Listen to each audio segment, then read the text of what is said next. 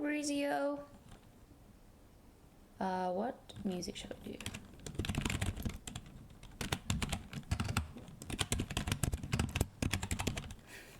I said I wasn't gonna stream today, but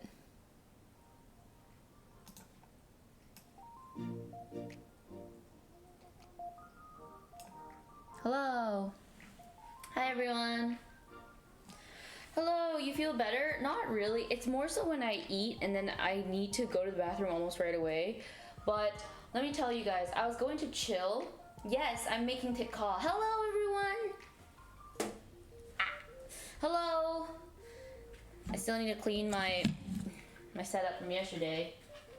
Hello everybody, welcome in, welcome in. Hello everyone. Is that a Netflix apron? Yes, it's from 2 years ago. I went to a Netflix event. Hello. Welcome everyone to the stream. It's a little bit impromptu. I said I wasn't going to stream on my alt Twitter, but I lied. I'm coming to terms. Maybe I lie a lot. Not intentionally. I was not going to stream. I was going to take it easy and chill because my stomach has been attacking me non-stop ever since I ate those shrimps. But hi everyone. Welcome in, welcome in. Welcome on in. Welcome. She's a sunscreen only girl today. I'm trying to let my skin breathe, guys. And it's been pretty addicting. During my break, I haven't been wearing makeup as much and my skin just got so much better. It's true. Makeup is gorgeous. I love putting on makeup, but it is just not good for your skin when you wear it too many days in a row. Or I should just look into having a better cleansing routine or something. But sometimes I can be a little lazy. Anyways, hi everyone. Today we are going to continue with our plans, the original plans, and that is we are cooking. We are cooking today. We are. I started the stream on this computer this time, so hopefully we do not run into any latency issues. It's directly from the computer, so we shouldn't have any issues there. It's still 30 FPS, but let me know if it's good quality or not, guys. Or if the audio is lagging, because I hate that.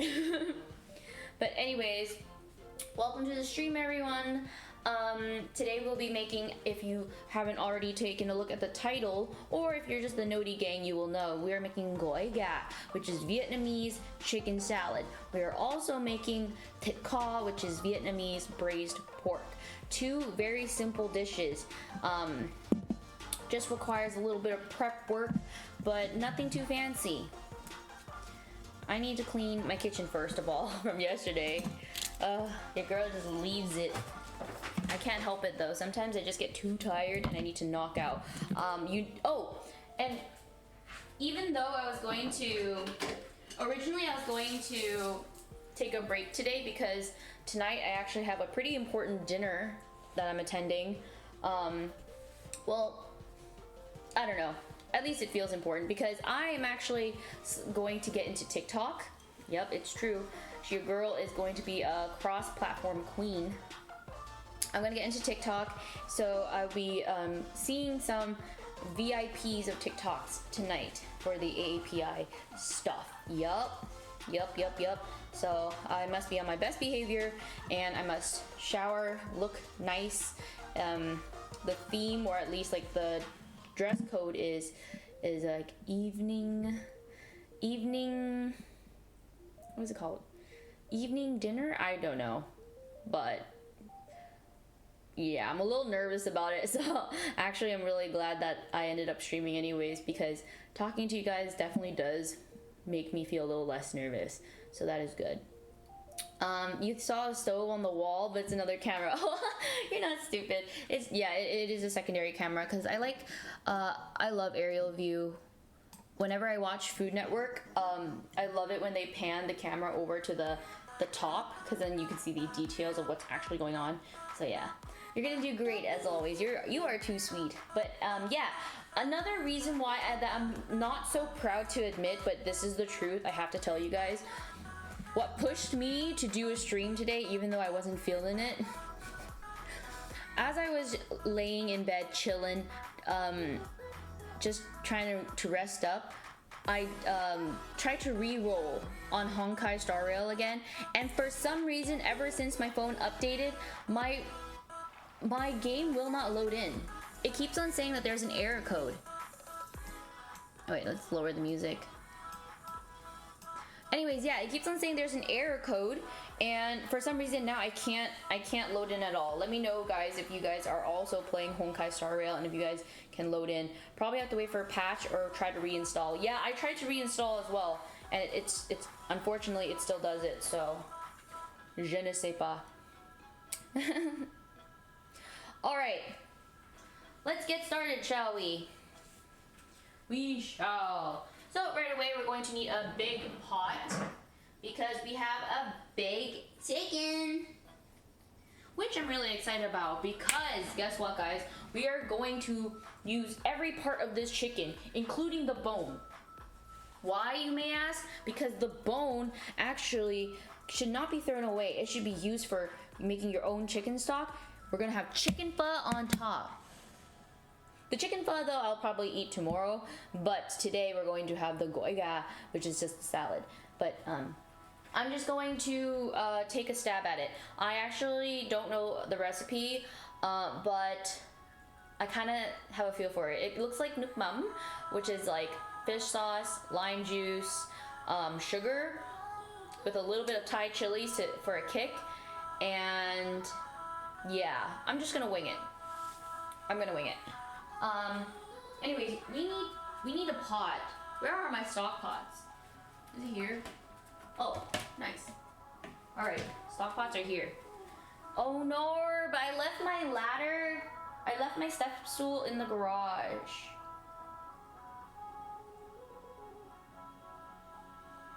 You know, we don't need that pot. Maybe I can find another pot. I have this one. Yeah, this will do. This is fine. This will be just fine.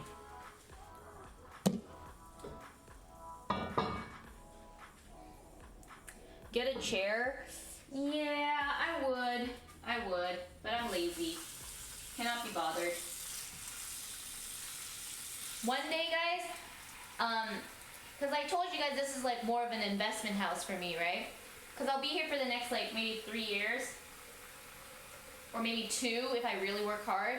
But my perma house will be probably after this house, and I really, really, really want the stoves that have like a separate stock, like faucet, you know? It's basically like a sink that goes over top of your stove that's specifically for stocks, or like pasta water. Maybe more water.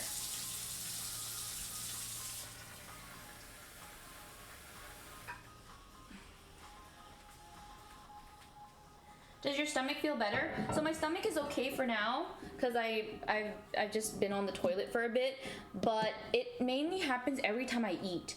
So when I eat and then like 10 minutes later I'm about to digest, that's when I start feeling the stomach pains again. So I guess as long as I don't eat, right? But that's not healthy. I have to eat. All right, let's crank her on. I'm gonna start with low because I don't know how this glass, like, I really hope it doesn't shatter. My biggest fear is one day these pots will shatter on me. That would suck. What is that thing? Oh, this thing. Let's put it on this side.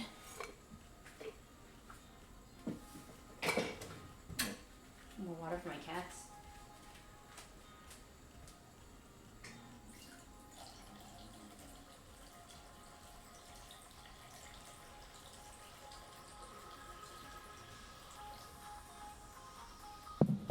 All right. Let's use mushrooms again. I want to do my braised with mushrooms. I love mushrooms.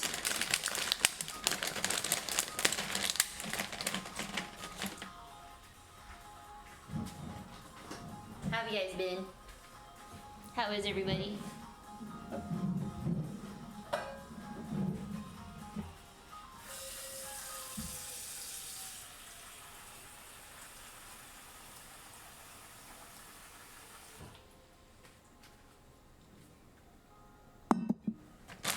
Alright, a couple dried mushrooms.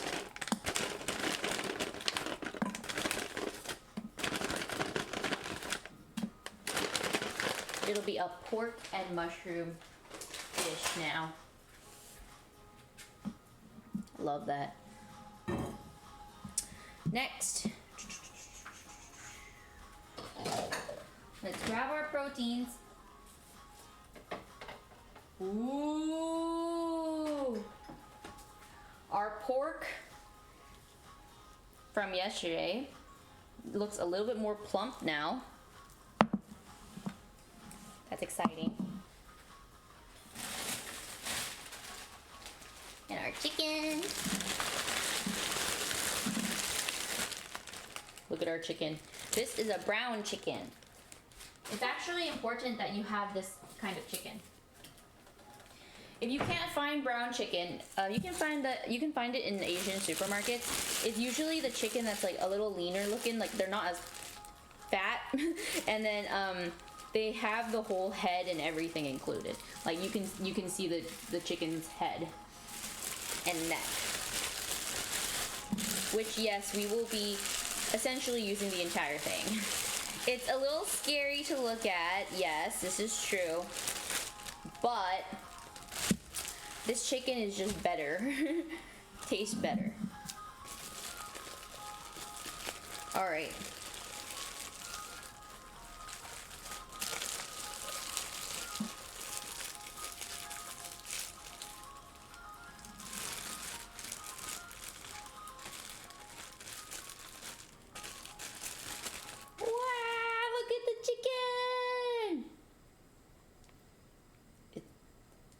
Whoa, I didn't know chickens' necks were this long. Alright, let's put that down. Alright, now we are going to prepare the water. We're going to make sure that it's nice and seasoned, because we don't want our chicken to go in there and it's very plain, you know? So we have our onion from yesterday, our half onion.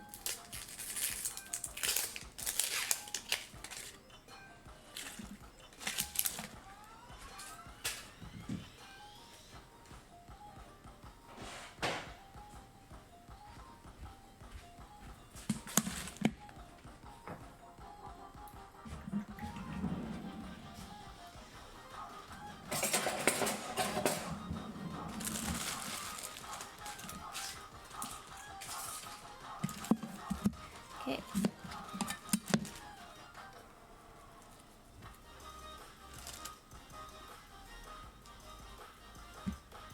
Ooh, shall I try roasting it a bit? Oh, let's try. I've never done this before, but I feel like it'd be really good to do. Let's try it. First of all, I need metal tongs.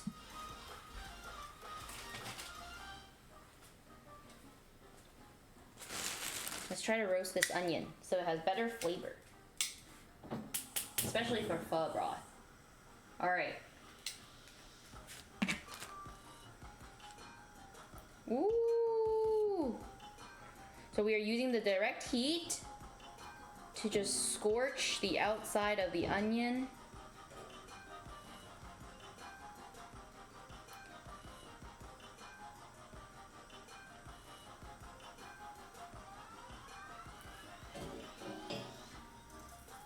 Oh God, the ends are burning a lot faster. Whoa. Monka. Something's burning all right.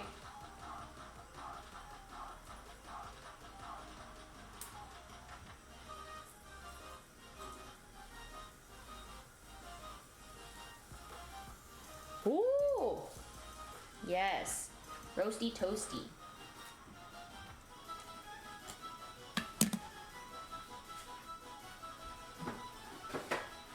I want to do it again. So this time let's do it with the full onion.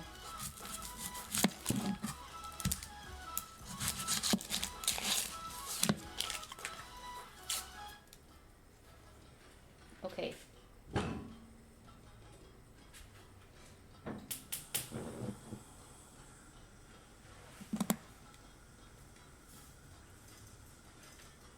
Whoa.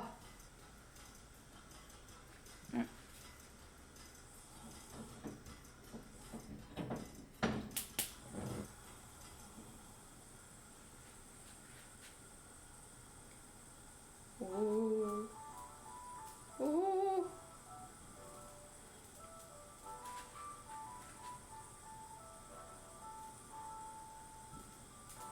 Mmm, it smells yummy. I like it. These marks are much prettier.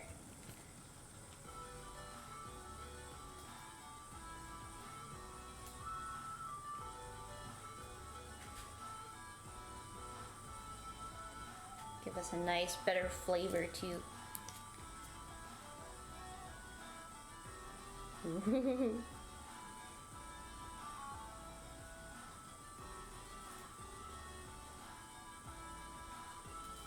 Okay. I like it.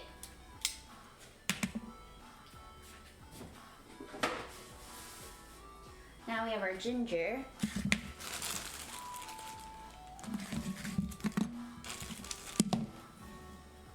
Wow. Big piece of ginger. Should I use... I feel like since this is longer, we can use this for the sauce. What are we making again? Oh, we're making goiga. Okay, so we don't really need the ginger. Okay.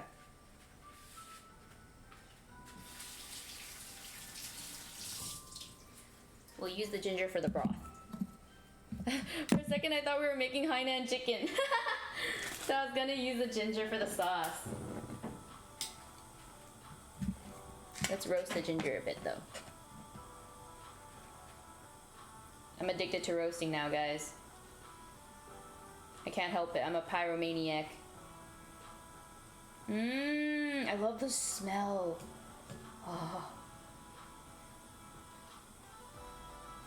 Get nice and toasty. Mm-mm-mm.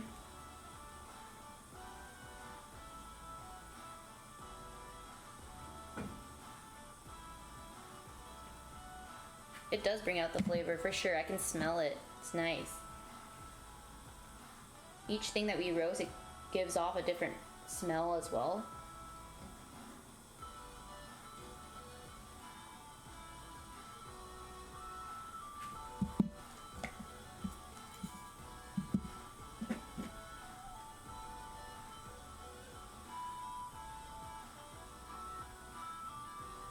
Okay, nice and roasted. Love that. We're gonna cut this ginger in half so that the inside can be exposed to the water and flavor the water quicker.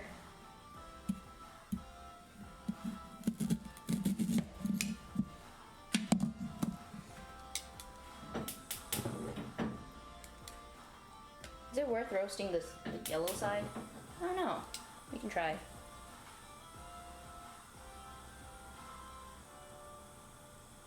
No, it looks like it's just drying it out. Nope. Okay.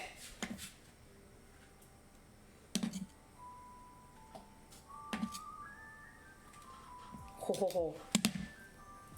This is gonna be a yummy broth.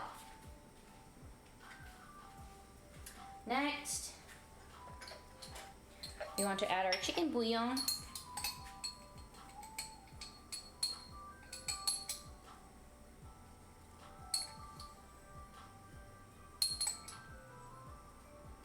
Okay.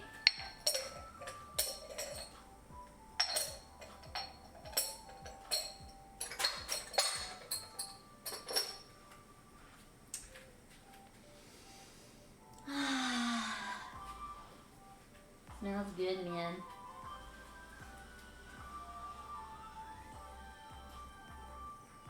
Okay. Move it around.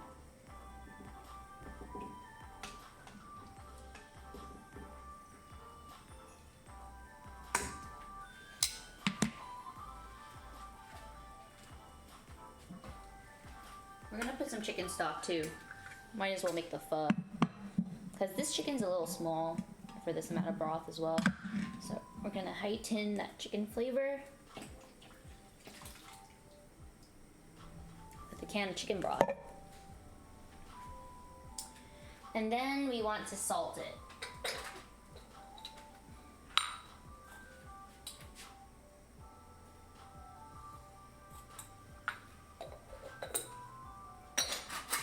All right. We are gonna give it a stir and taste it, and it should be a little bit on the salty side. You want it to be on the salty side, because then we will add our sugar cubes after, like our rock sugar, when we make the pho.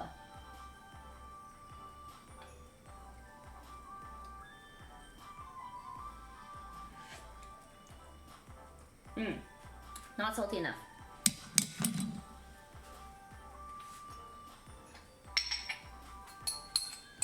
Add the rest of this chicken bouillon.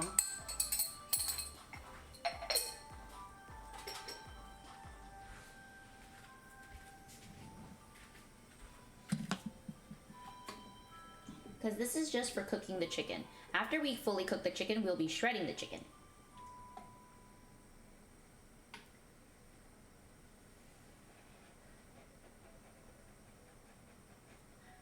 Making chicken broth with chicken broth. If there were more chicken bones, you'd be fine, but no. That tastes yummy. Maybe I'll add more fish sauce.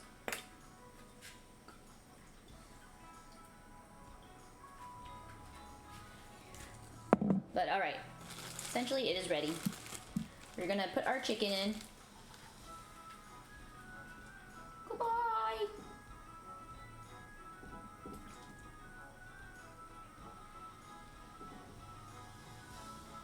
That's not spooky at all.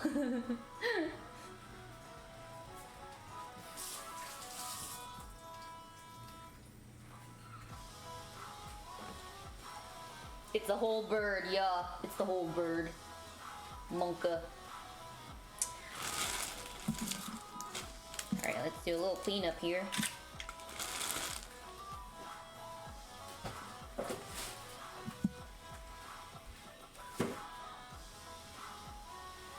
Alright, we're going to put this bird in facing this way for about 15 minutes, and then we're gonna flip it over and then do another 15. Yep. So, can someone get a 15-minute timer for me, please? Oh gosh, that's not spooky looking at all.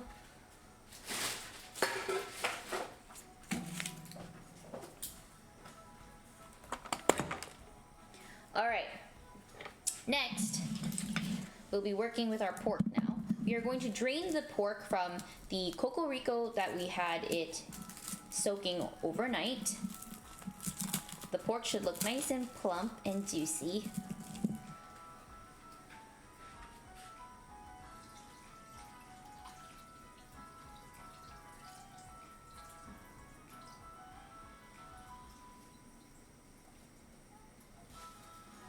Right? Once it's drained, ooh. We are going to do a marinade first. There's many different ways you can make this dish, but I found that the most flavorful and yummy is when you marinate it first.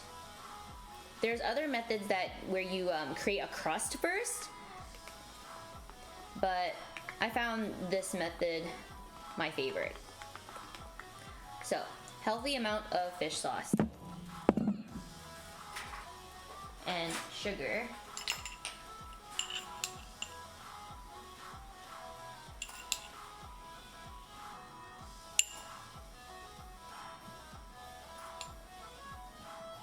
Okay.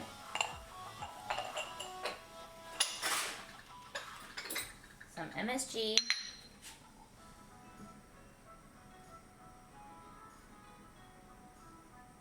Okay.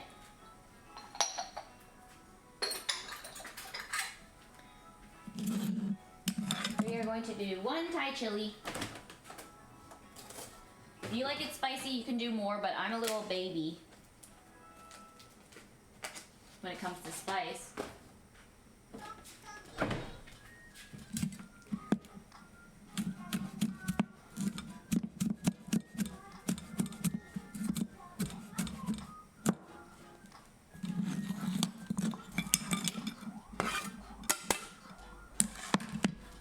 And then, where's this? A little bit of soy for color.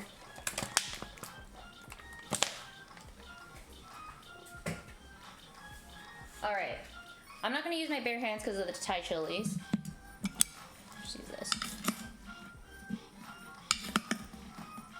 I wish I had my gloves. I need to buy more gloves. That's what I need. Food safe gloves. Anyways, it's very important that we have all of the sides coated in this marinade.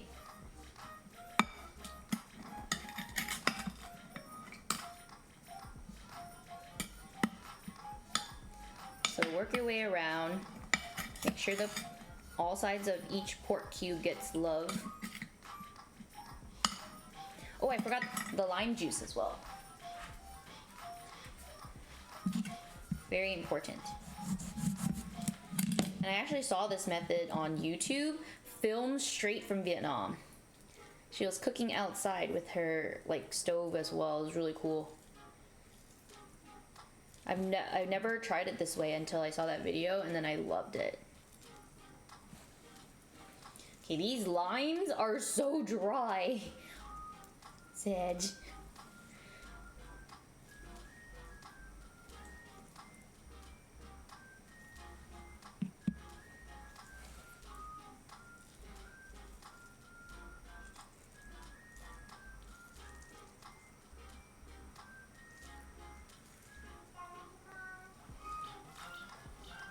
Okay.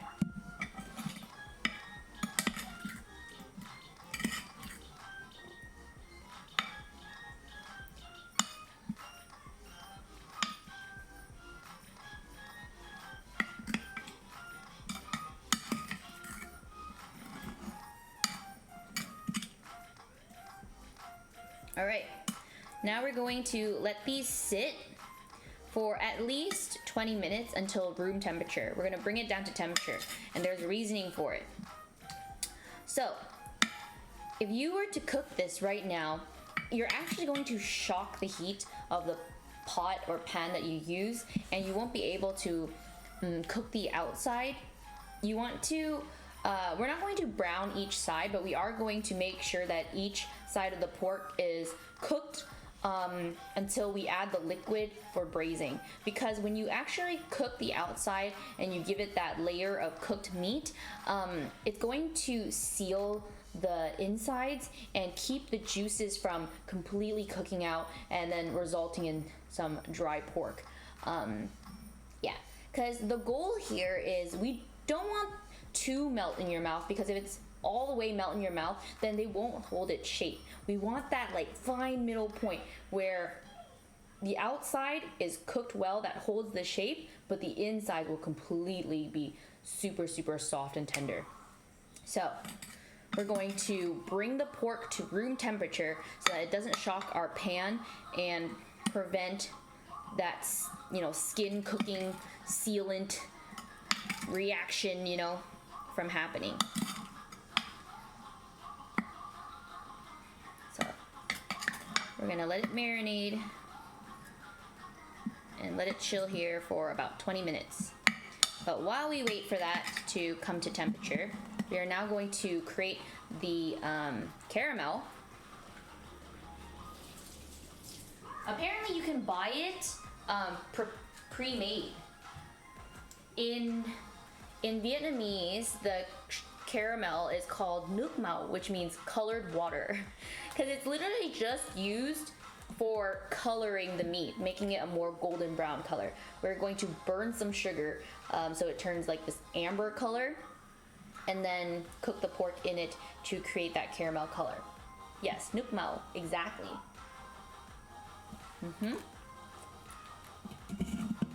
So, go ahead and do that. Grab what pot should I use?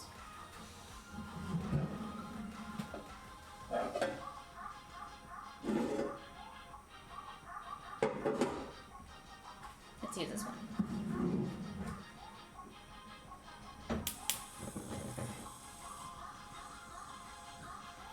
Alright. We're gonna make sure this pan gets nice and hot.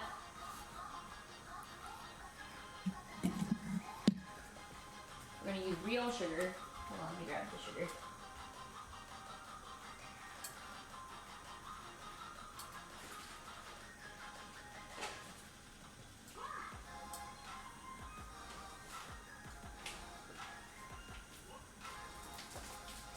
All right.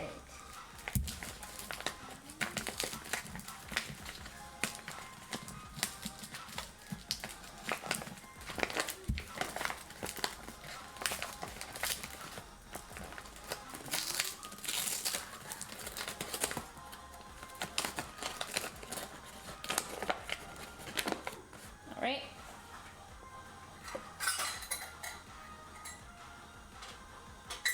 I'm not cooking too much pork today, so you don't want to make too much of this because it is sugar at the end of the day, so it will get sweet. I'm gonna do a little less than a quarter cup. I'm gonna put the sugar in the middle.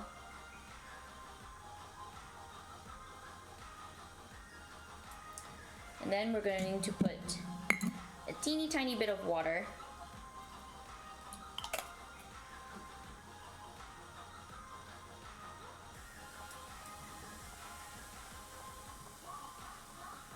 That's a good amount. And then just let it do its thing. I know you're tempted to grab a spoon and just stir it all crazy, but we want to just move the pan like this at most. And another thing you want to do is you want to avoid getting this sugar on the edge of the pan, because if you get it on the edge, it's more likely going to burn a lot faster. We don't want it to burn. We want it to slowly get to the color we want. That way we can control the color a lot easier. Because guys, you have to keep your eye on this. A little too dark and you get something super bitter, but a little too light, you have something that is too sickly sweet. So you have to gauge it and take it off the heat at the perfect moment. How I can tell when it's ready is I actually look for about 1 to 2 shades lighter than what I want, because residual heat, the pan is still hot. It's still going to keep on cooking even when you turn off the heat. So if you aim for about a shade or two lighter, take it off the heat and see how it fares. It will keep on getting darker, and that's good. Another thing that people do when they see it, the color that they like, you have to react fast. You take it off the heat and then they can add a splash of water, which is really scary and dangerous. You make sure it's like away from you when you do that. But I've seen that method done as well. But just be careful. I'd rather just aim for a lighter color and wait till it turns into the color I want, and then that will be fine for me.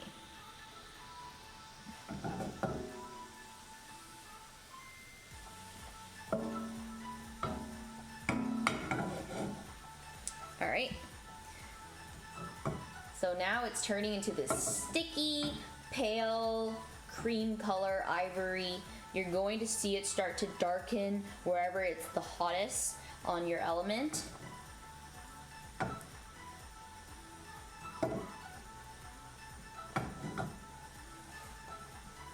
Love your new kitchen. Thank you so much. I'm glad you like it.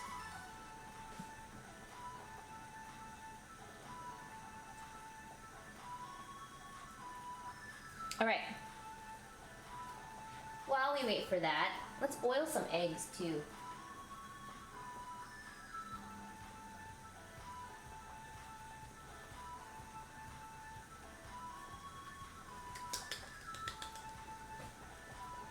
Keran.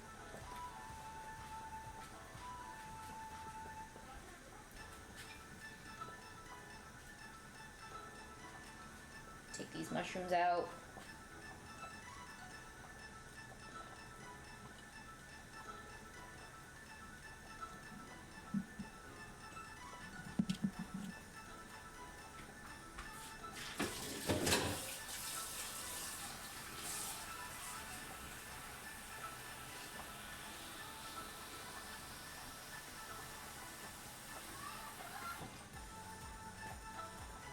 Oh. So we start swirling when we see one side getting colored, just so that it connects and turns into one color. All right, we're gonna let this go a little longer because we want it to be an amber color. This one's still a little pale orange. And this is the same process of making the sugar for the bottom of your flan. If you ever had flan before, it's the same process, exactly the same.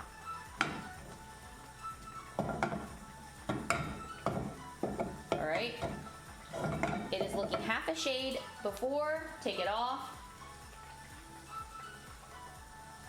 And there you have it, the perfect color. Taking it off the heat completely. It's like, it's going to be, it's darker on this camera because I turned on the saturation, but this is perfect.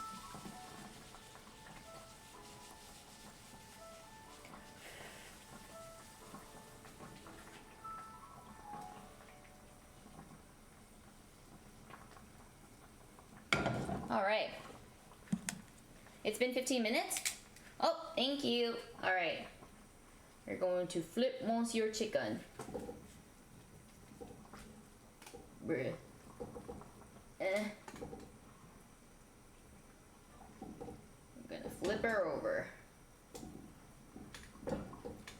Cook it for 15 minutes on this side.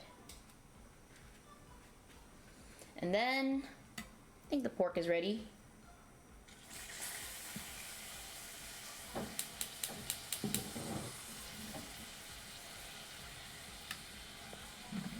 You're going to heat up each side and then watch as I flip over. It's gonna be so nice.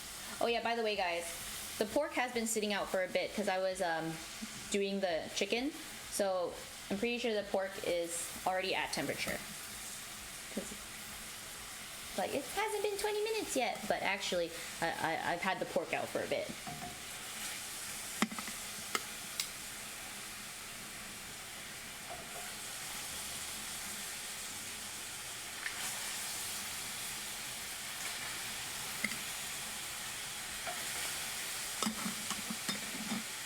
Yep, we have the cocorico coming in as well.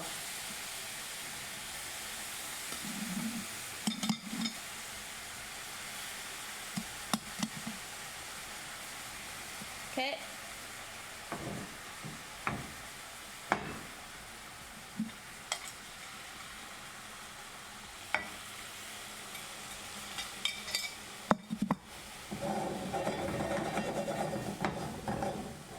We're going to let it cook for a little bit, maybe like 2 minutes on each side.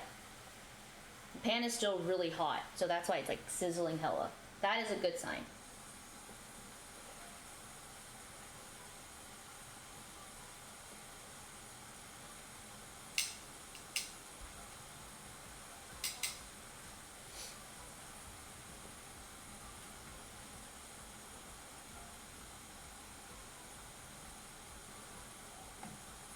Oh, looks good. Looks perfect. All right, that's about 2 minutes, I'd say. Let's flip it on the other side. Very crucial we do this step.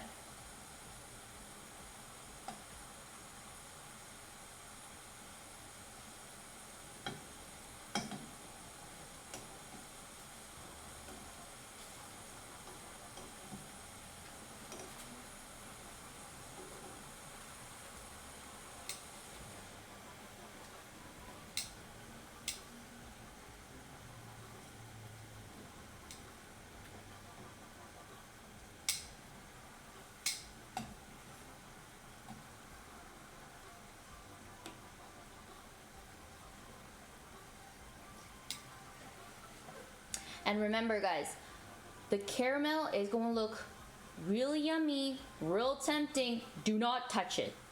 It will give you the worst burn of your life. Do not. Candy burns are the scariest burns. I've had a candy burn before in my pastry class. It hurt for so long. Do not do it. Because you think it's like watery looking, you think it's harmless. It's not the same as boiled water. Candy will get upwards temperature that's way past the boiling point and it will hurt. No, don't touch it. Don't touch it. It's forbidden slime. Don't do it. Alright, let's wait 2 minutes on this side. Do not skip this step, guys. Making sure each side gets like the hot part of the pan. Very important, like I said. Oh, let's get that water boiling. The top element here. This is where we're going to boil our eggs. Give in to intrusive thoughts. No, absolutely not. You have to be patient with doing this step. Because one time I was just really lazy and I just threw everything into the pot. Didn't even think about doing this step and it ended up turning out so dry. It was not yummy.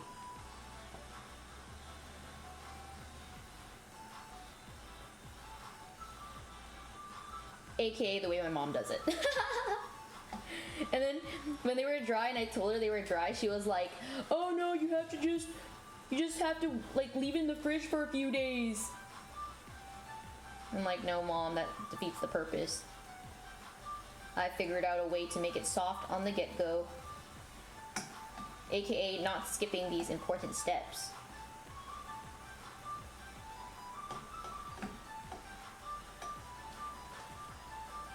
Guys, look how beautiful the color is. It literally looks like food from anime because of that high, glistening, warm amber contrast. Ooh. In between the layers of fat that give it that lighter color. Ooh. Looks insane. I'll give you guys an up-close shot in a sec. We're gonna lower the heat because I'm starting to see the edges turn a little black. Just be careful with that. Again, that's just sugar climbing on the edges and it's too thin, so it's burning a lot faster, so just be careful. Let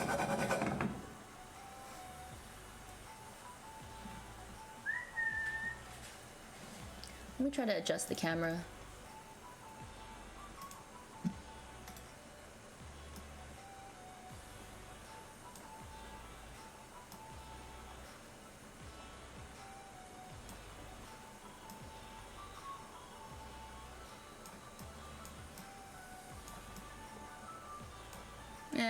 It's kind of dark, whatever. All right.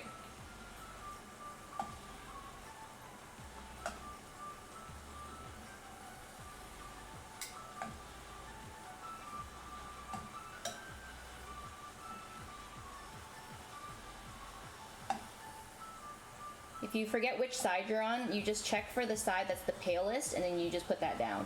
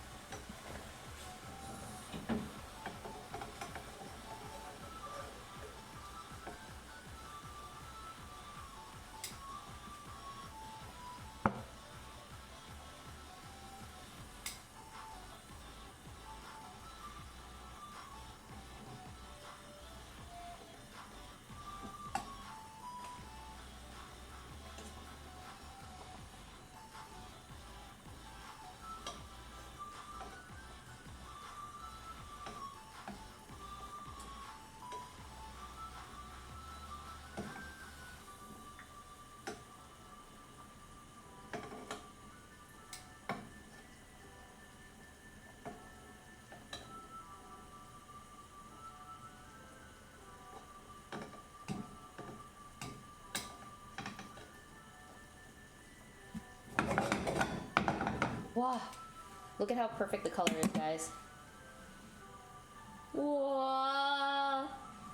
Nhìn hấp dẫn.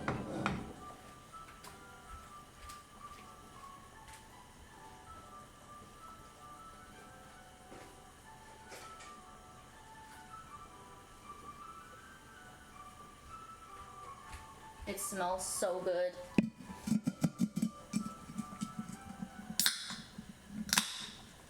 Okay. It is time for our Cocorico now.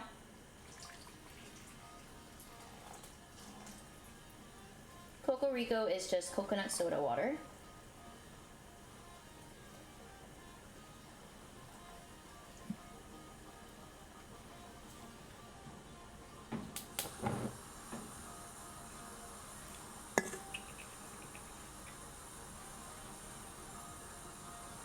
Oh, that is intoxicating. It smells so good. We're going to add our fish sauce. A good amount. Probably about like maybe a quarter cup for this. Maybe more.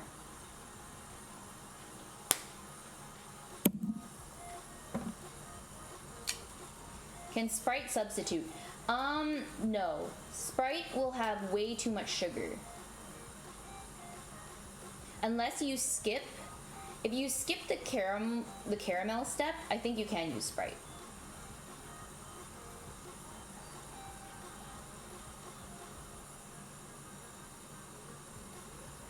That looks beautiful.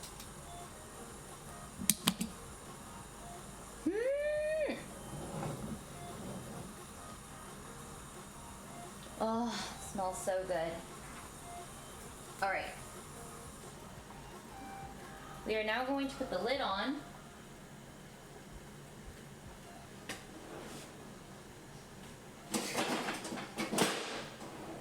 Look how cute this lid is. It's like a flower. And we're gonna let that go for an hour, minimum. All right, the water up top looks like it's boiling. We're gonna add salt to it. A lot of salt, make it salty AF.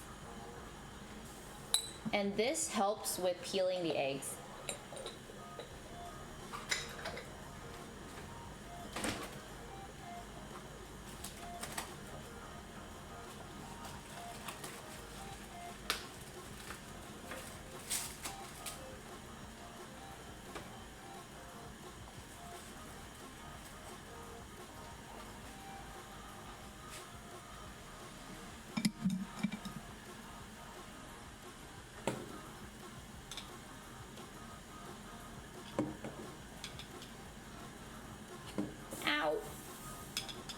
The heat from this side.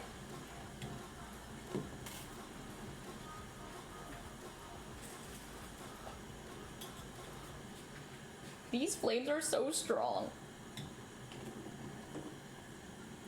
right, let's do 5 eggs.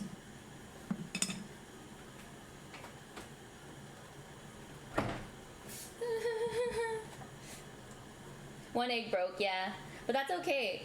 Actually, this egg, even though there's a crack in it, it's actually a strat to have it easier to peel now that there's a little air in it. So don't mind it. Do not scoop it out. It is fine. Putting my hands in between this, the flame in the center went psh. Wanted to cook my finger.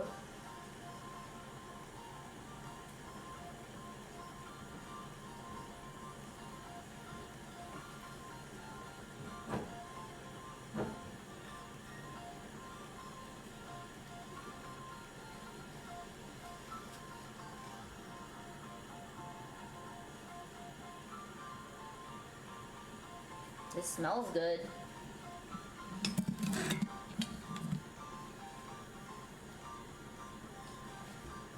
I totally forgot. At this point, you can add the mushrooms too. So I wanted to make it with mushroom as well.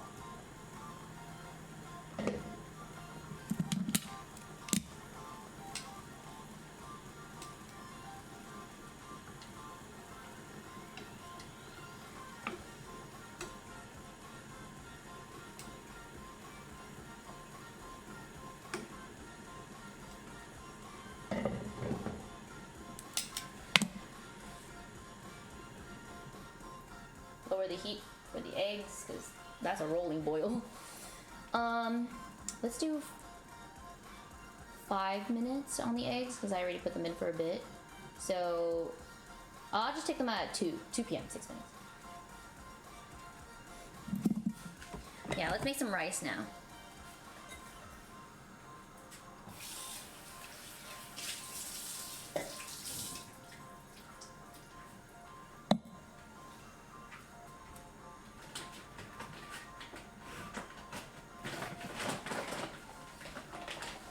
Induction hob versus gas. What do you prefer? I prefer gas, I think. Even though induction is really fast and all, sometimes I don't like hearing the sounds. My ears are quite sensitive. It can let out this like weird screeching sound. I'm not a fan of that.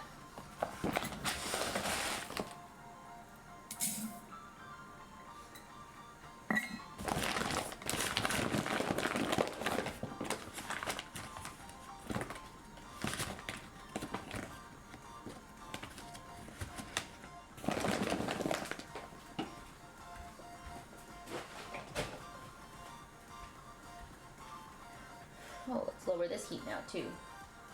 Oh my god, it's at the lowest already. Bruh, it's just too strong. What do I do?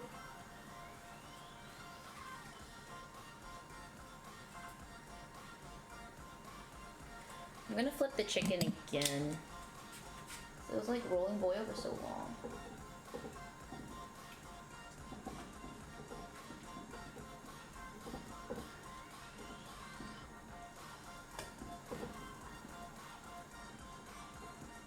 Hey, dude. That is so scary looking. It is what it is. All right, let's wash this rice.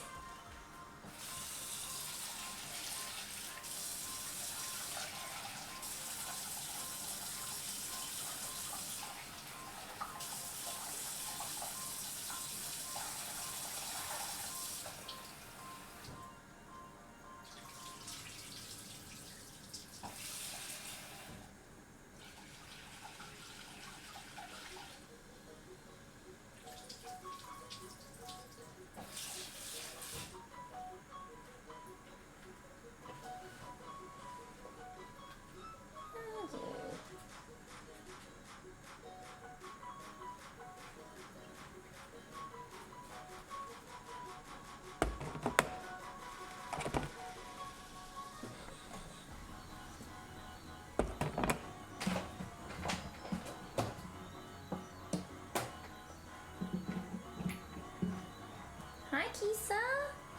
Hi, baby. Keep warm has been canceled. This is high pressure mode. Select multigrain. Super white rice. High heating power. White rice. High heating power. Cooking is starting. Then help.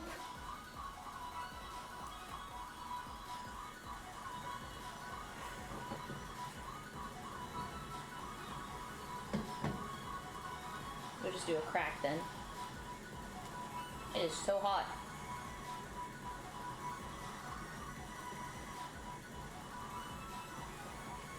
Let's give these eggs a stir. Hot.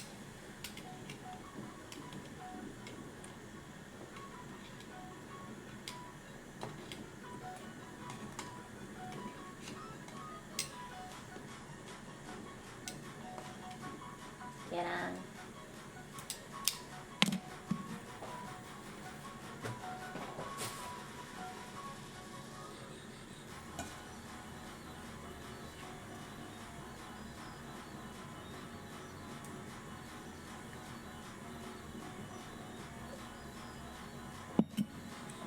Oh, it's movie magic. The rice cooker is not that big. It's because, like, this is getting closer to the camera. And it's a wide angle lens. So anything on the sides, like right now here, is going to be very wider. Anything is in the center is smaller.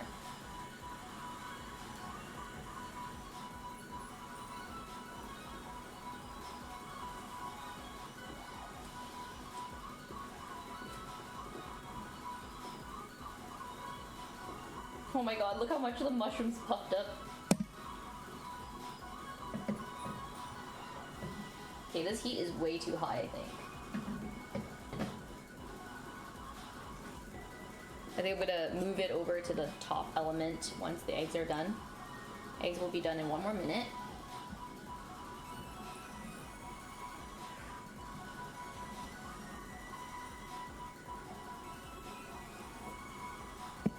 Wait, are we done with the chicken, by the way, guys? Has it been 15 minutes for the second side?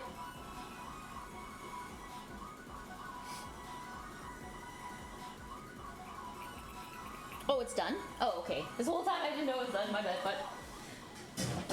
my fault. Alright.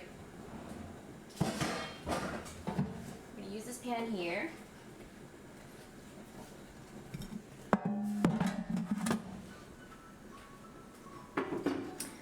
You're now going to grab the chicken and move it safely onto the pan. Oh god. This part always freaks me out because if you drop it, it's GG.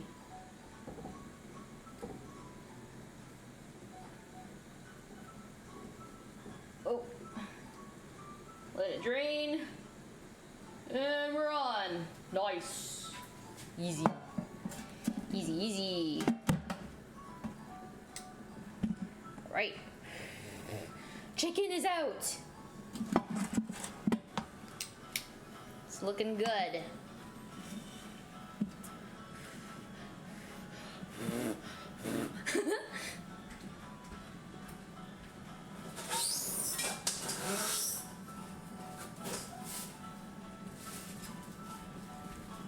Right away, while the chicken is out, cover it with plastic wrap.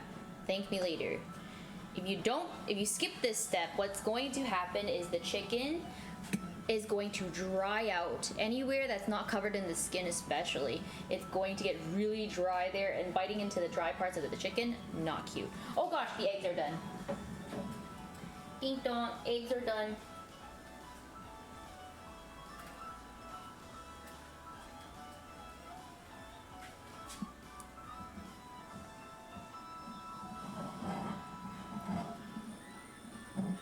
Ugh.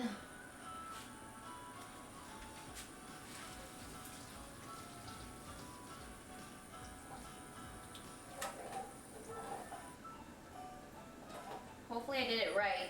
I'm gonna stop the cooking process. I think I did.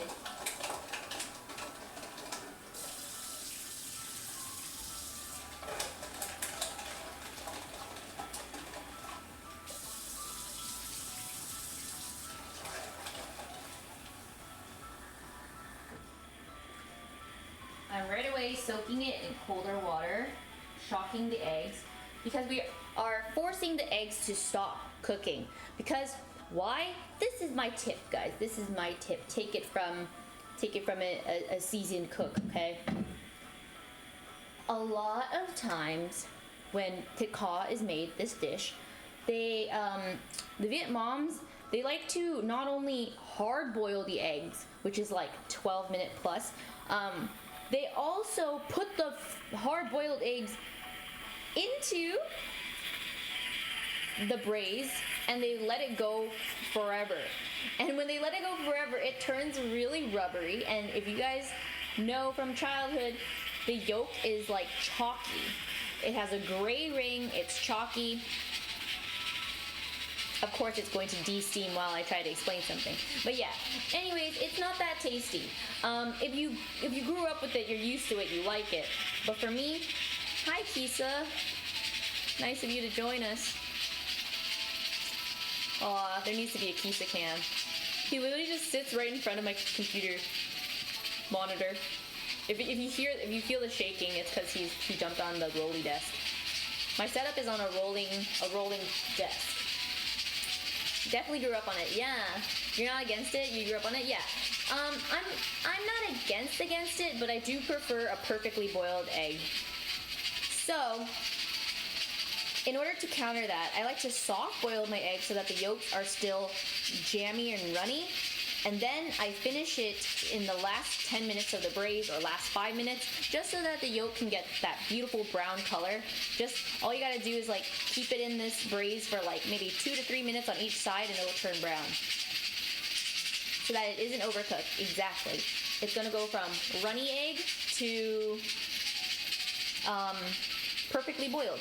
Another thing you can do is you can actually pop the eggs in the refrigerator and make them cold. So essentially when you put them in the braise, they have a little bit more time until the center reaches that heat so that it's cooked. Oh, Tisa just...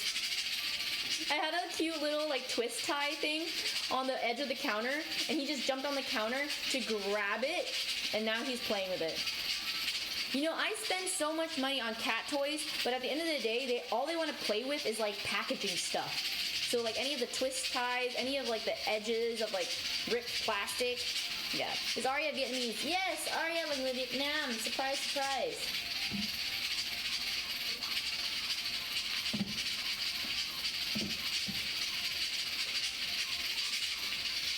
I'm gonna go ahead and flip the pork, give it more love on the other side.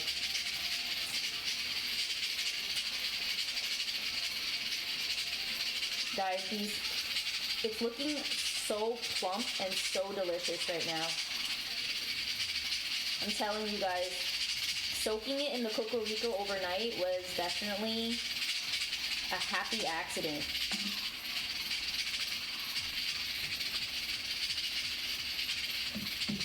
Essentially, it is the same technique as, what do you call it? Brining. Brining your chicken. When you brine your chicken is essentially just, your raw chicken is soaked in a flavorful water, and then after the brine is done, you can cook you can fry it, batter it, whatever you want, and then it's going to keep the meat really juicy. So essentially, I think that's what I did. I brined the pork by accident. You just arrived. Is that a rice cooker? Yes, this is my rice cooker. I should put a sticker on this, huh? No free clout. It's so weird that now as a content creator, I have to keep these things in mind. What kind of rice do you use? You've been enjoying jasmine. Actually, I grew up on jasmine. My Vietnamese family, we love our jasmine rice. However, as I grow older, I've been enjoying more short grain, more chewy, sticky rices, like any Korean or even like sushi rice. I've been loving just a good chew. Yeah. It's a vibe. I love it. Look what's going on, guys. We got some broth here. We got the rice cooker. We got something braised. It's a whole vibe. All right. So I'm gonna work faster with this. Be careful though. It's gonna be really hot. And now what we're going to do is we're going to shred our chicken meat. I would wait until the chicken's completely cool, but it's alright, I can't be bothered. We're going to cut our chicken, gauge that it's cooked. It is cooked! Woohoo!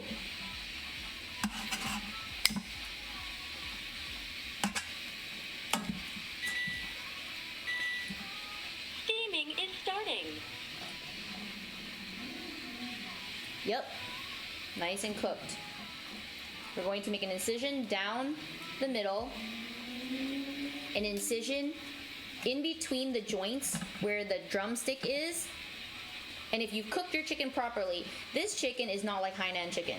Hainan chicken is like, for me, a delicate process that keeps the chicken nice and moist and juicy. Here, you want to fully cook it because we are going to use the chicken in a salad. Oh, is that raw?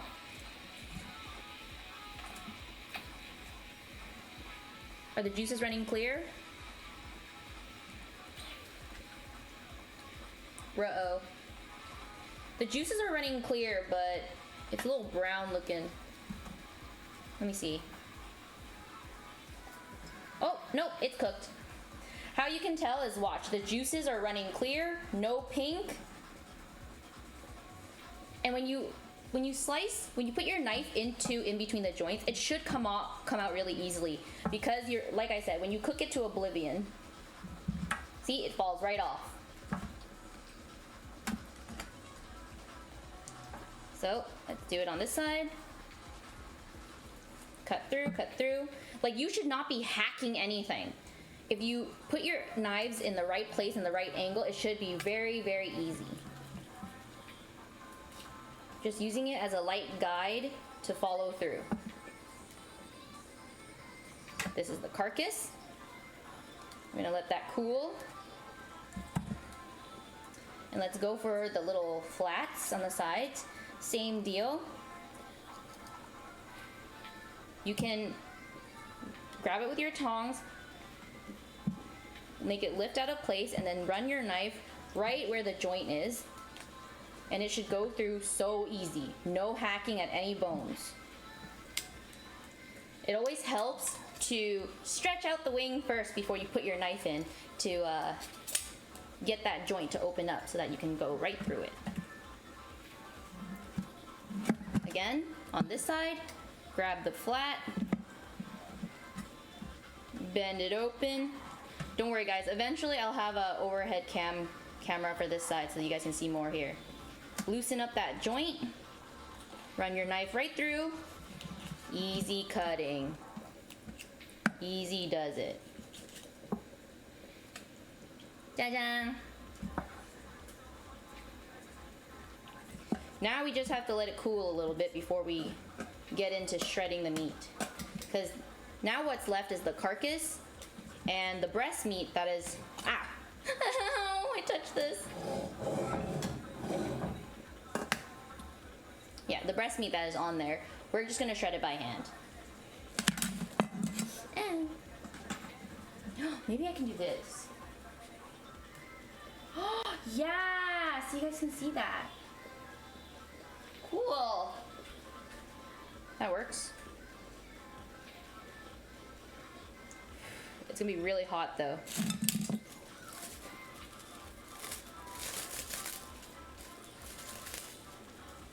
I'm gonna wrap the breast meat because that's the meat that's exposed the most. Keep it juicy. Let this cool a little more. Use a hand mixer to shred. The hand mixer to shred is actually a technique that is used more for chicken breasts. And if you've ever seen those videos, the chicken breast looks super big and plump. Those are the hormone pumped, you know, not so organic chicken. The GMOs chicken. And we don't need that. This is brown chicken. Brown chicken you can find at Asian supermarkets. They look really skinny, but there's actually a flavor to them that's just way better for Asian dishes, I feel. So you do not need to bring out your hand mixer here. Your hands will do just fine. Wouldn't lie to ya.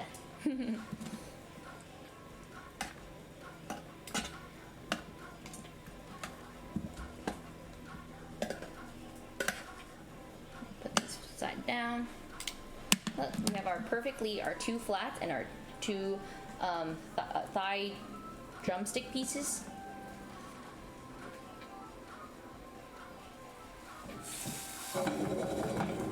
Oop. We need to add more water to this ASAP.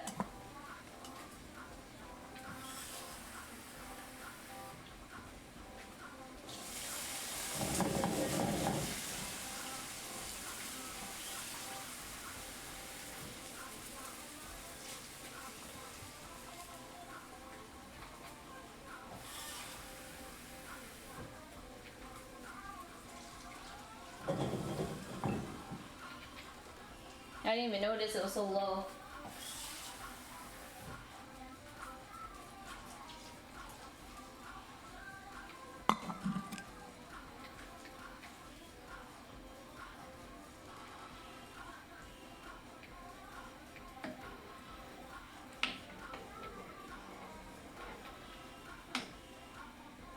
All right, I'm gonna taste the broth.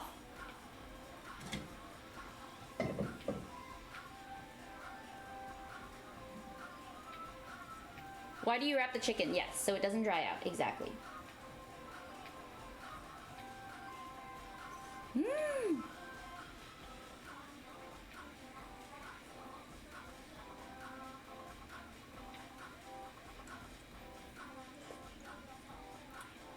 Oh my god. Mmm. Mmm. That needs a little bit more fish sauce. Good thing we taste. Oh, actually, no, it doesn't. We just added more water. When you add more water, which is something you have to do while you watch the braise, especially if the heat's too hot like mine. Oh yeah, I said I'd move it. Okay, let's get it to boiling again and then we'll move it. But anyways, like I was saying, when we add more water, it's going to dilute the braise, but just keep in mind that you're supposed to braise it over a long period of time, and that will reduce the liquid that's inside. And when you reduce anything, you're actually going to concentrate the flavors, so you never want to make it too salty to begin with, because if it's too salty, it's only going to get saltier.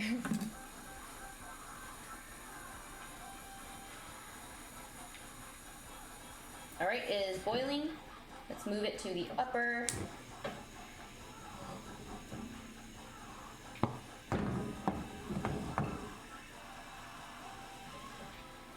There we go. And we'll let that simmer. In the meantime, I'm gonna attempt to shred this chicken.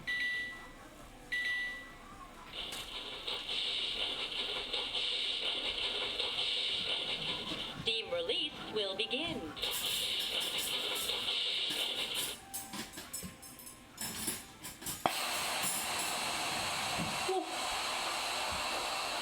Sheesh! Oh my god, Kizo's watching the steam. I have 2 forks here. Wow. Perfectly cooked.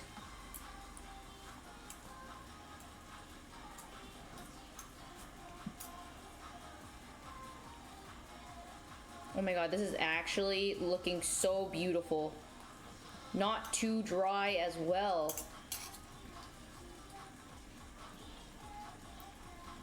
What can I say, guys? I just have the touch today. Chicken can be tricky, especially when you do whole chickens. But sometimes the chickens, if you guys don't know, can be from the frozen aisle, and although the outside is looking cooked, the center, the bone, not cooked. And, oh.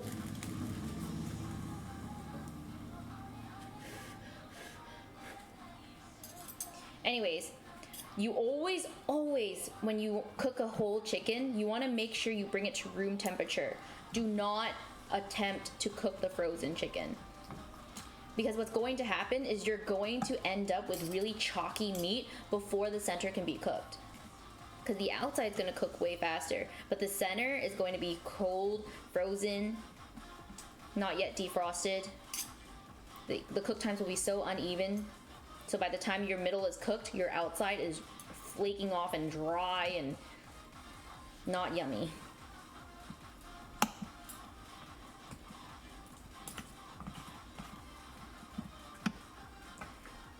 Anyways, since this is goiga, that's another reason why I'd rather hand shred, is because it is a chicken salad. You want the chicken meat to be still in longer pieces, so that you can pick it up with your chopsticks and like. The white rice. When It's almost like power has been completed.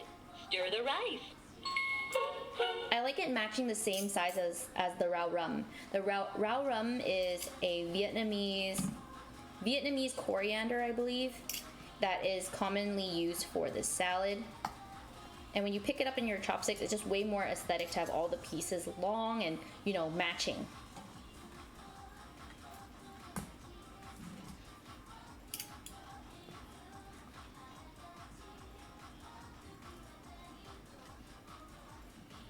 Ooh, Kiso, you like the smell of the chicken, huh?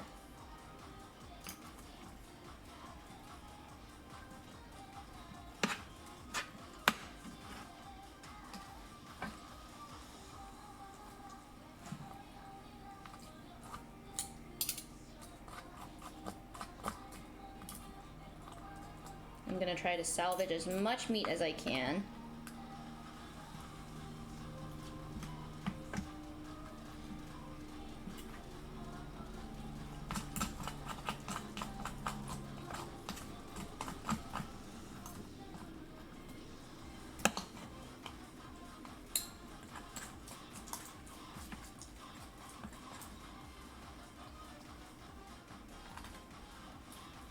Can you guys hear the music, by the way?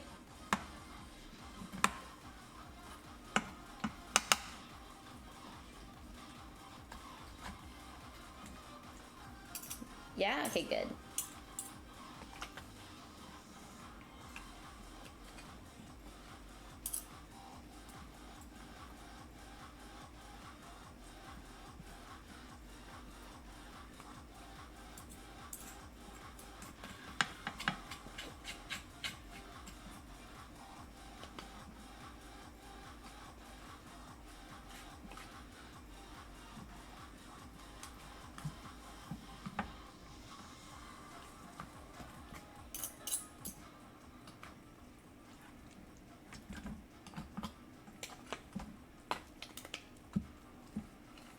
Okay, let's see if I can go in with my hands. Yeah, it's cool. We're gonna rip off the skin too.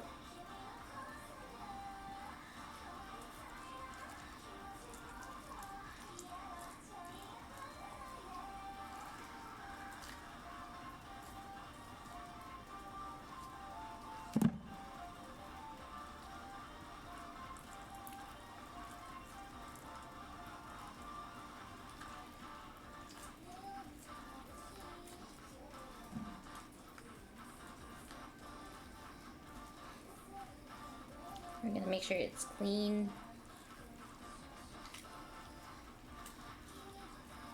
Sorry, chicken.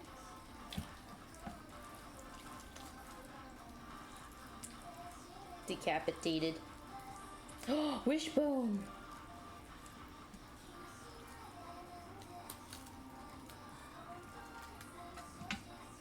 Wishbones are actually like, there's like a surefire way telling which side will make it. Do you guys know what a wishbone is for? They say there's the wishbone, and then you're supposed to grab pinkies with someone that you want to do a bet with, and then you pull it apart. Whoever has the larger end will win the bet.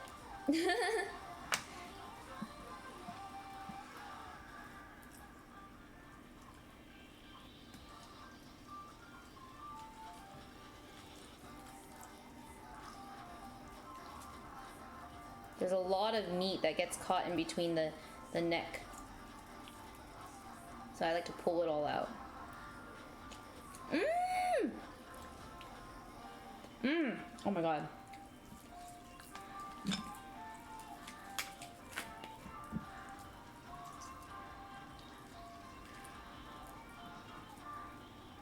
I'm literally like, no meat gets left behind, bruh.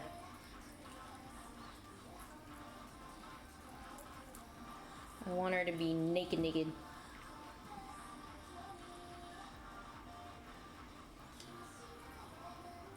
Wow, big piece of meat there.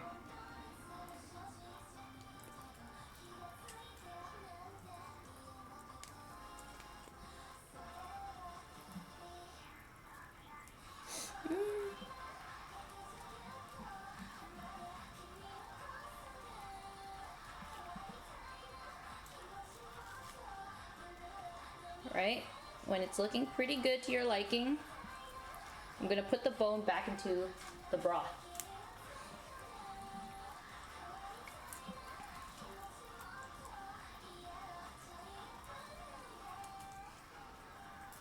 Grab the meat in between the neck bone.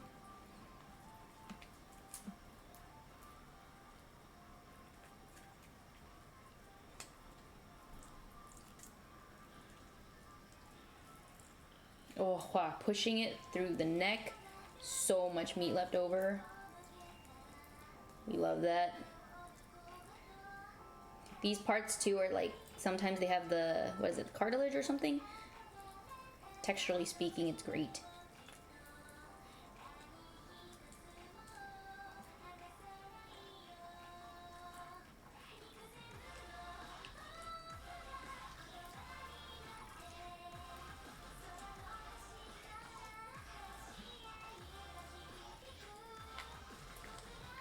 Running your finger against the carcass bone,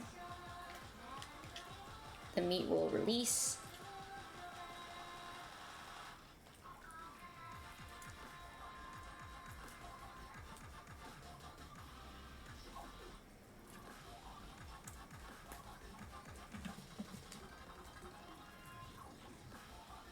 All right. Ooh, lots of meat here. It's like a reward.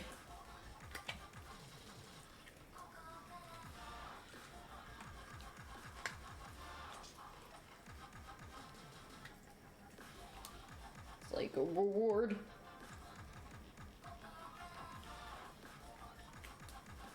All right, we love that. When it's to your liking, I'm gonna drop the bone to the broth. Same with the rest of the neck and the head here. The back end always has so much, it really does. So satisfying to pull it all out.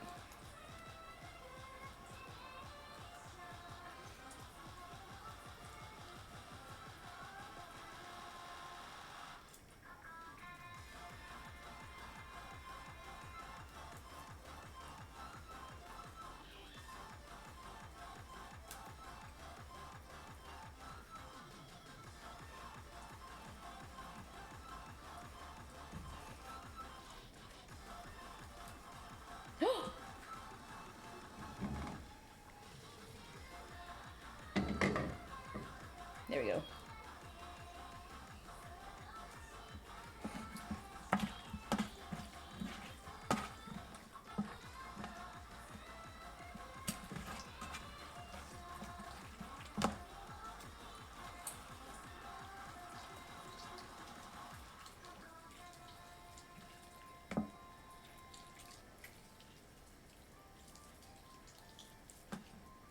Thanks for letting me know.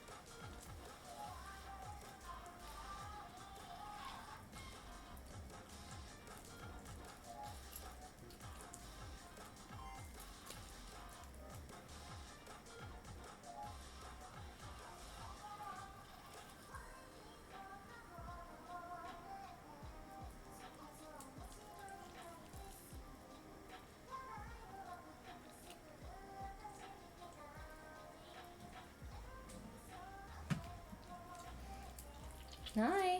Have you ever tried chicken feet? I love chicken feet. Chicken feet is delicious.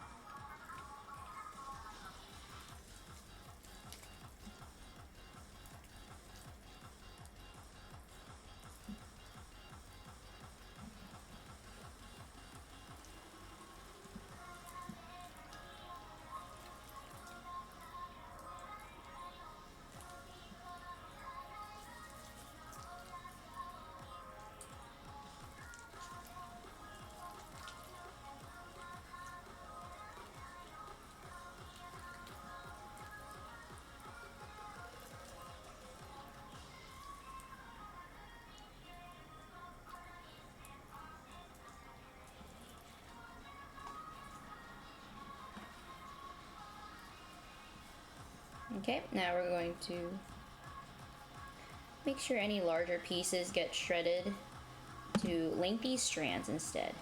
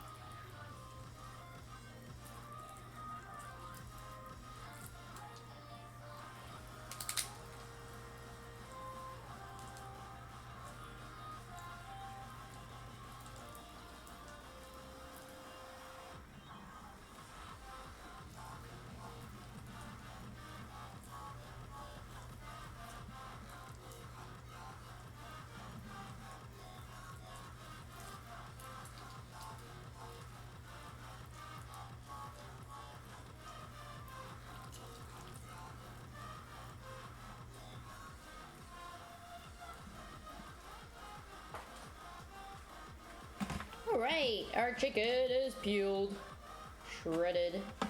Any larger pieces, make sure we turn it into lengthwise. This is a salad at the end of the day.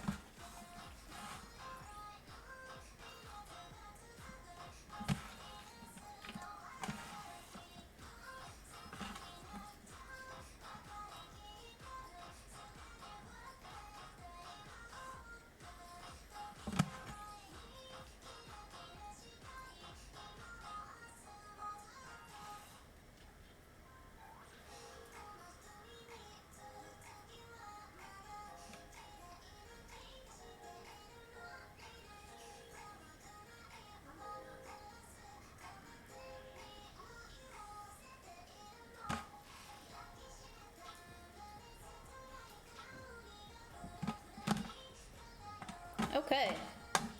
Once we have our chicken pile. Oh, that feels sharp. It's a bone, small bone. Here we go.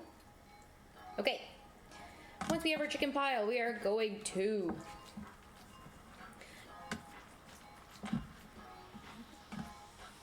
wrap it again. You guessed it.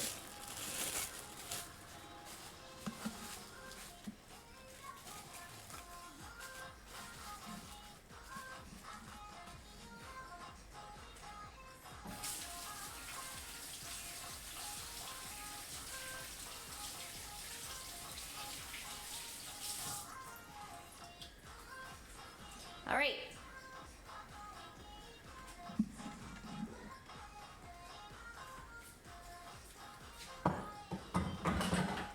Now,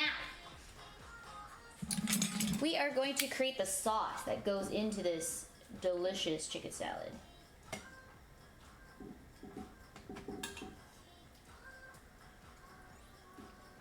Before that, we're going to let this pho simmer. And let me go grab the pho spices.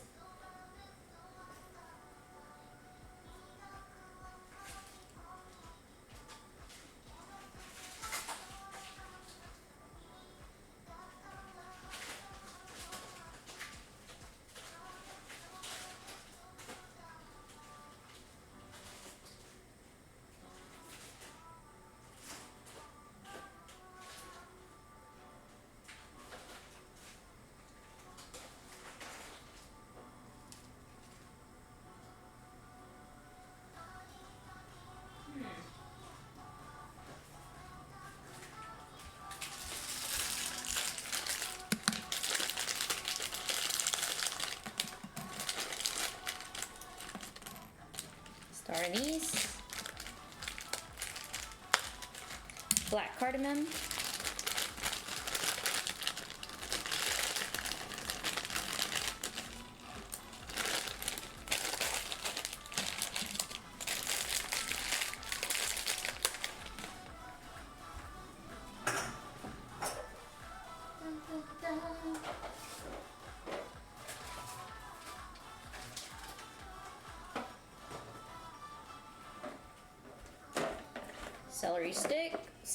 cinnamon stick.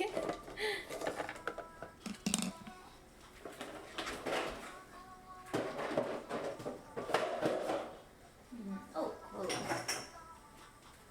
I don't have cloves today, but we'll use ground clove. Pretty much it. Okay. Let's get them a little roasty toasty.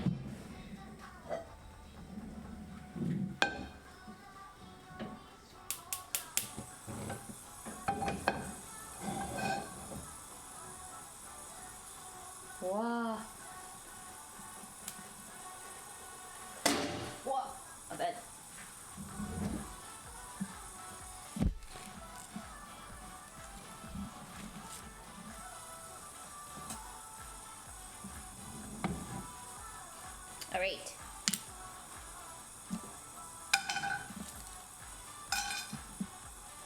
This will help bring out the aroma.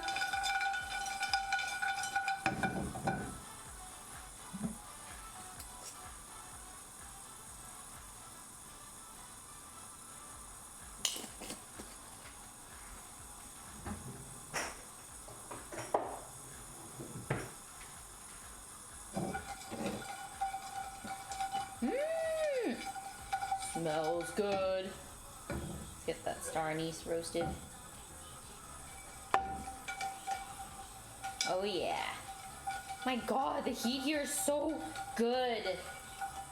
Woo! I'll be cooking real fast. It's like smoking already. Oh, that smells lovely. In we go.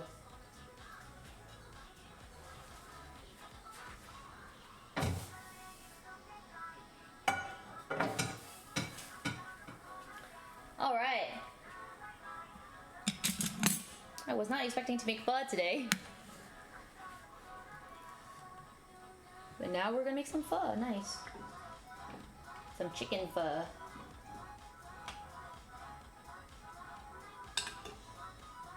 All right, when the onion is looking translucent, we're gonna scoop it out. It's looking pretty translucent.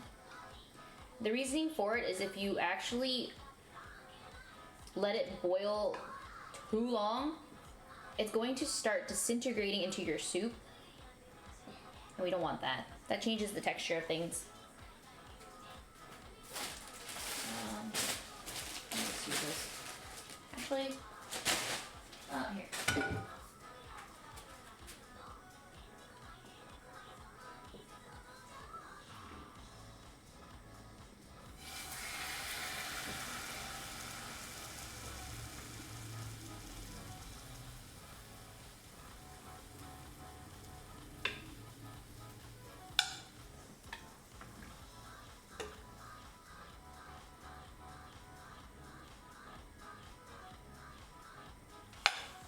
Okay. That looks good.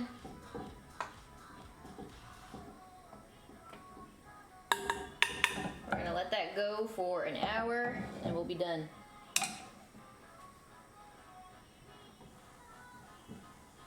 Wow!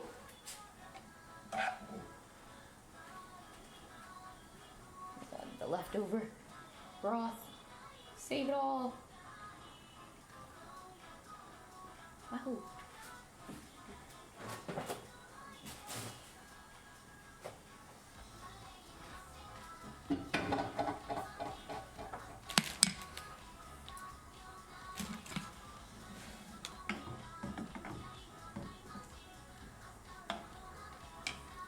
Wow. This looks so nice.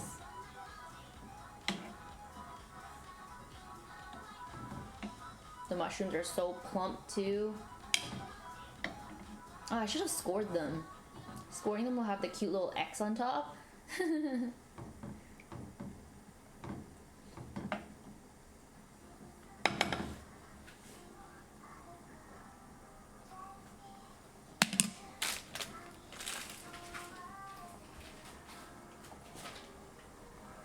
All right, let's create our sauce for the GOI. Let's create the sauce.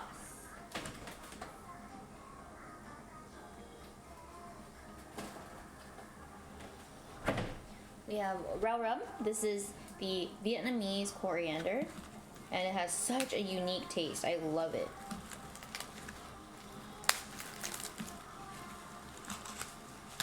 Wow. Give it a rinse.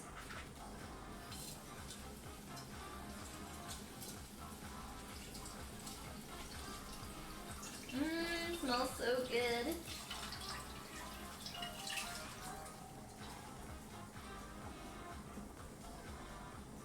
And this is the star of the salad.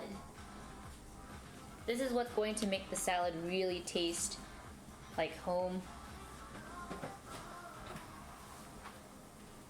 It's really hot now. Let's put it on low.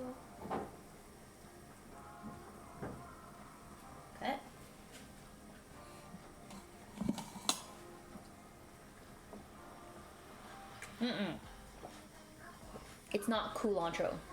It's a rau rum. Culantro is like Ngò gai, which is for pho.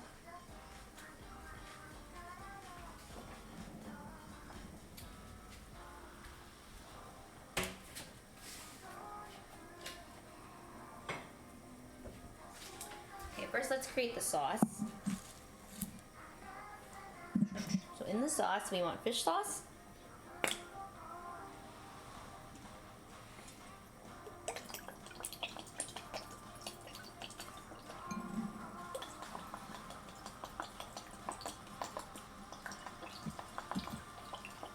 Okay.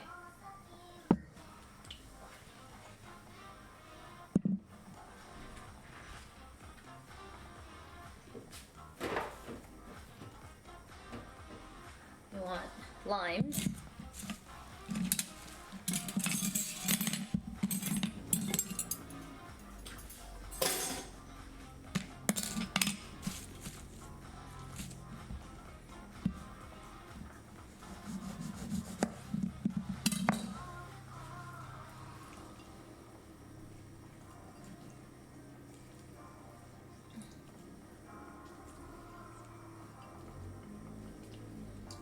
It's gonna take a while.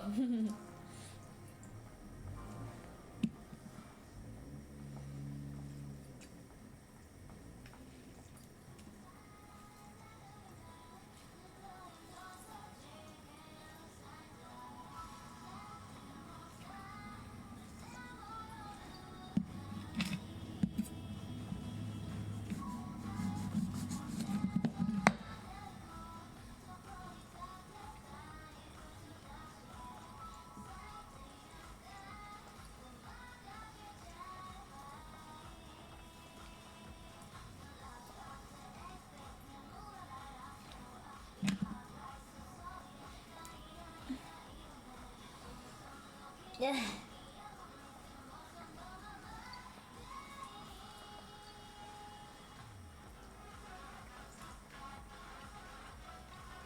think 2 is enough, actually. Well, my 2 is like almost like 1. Not much juice in these. Yeah, that smells pretty good. Let's add sugar now.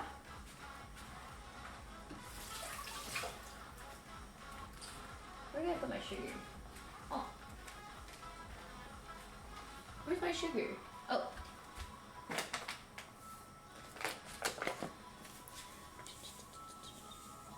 Just a little bit. Because this one is going to be more on the fish saucy, limey side.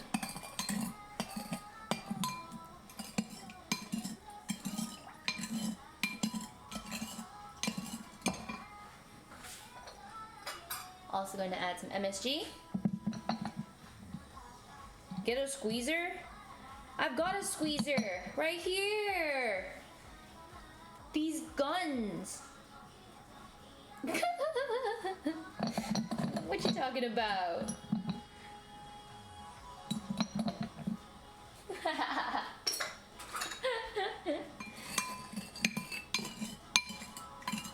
All right.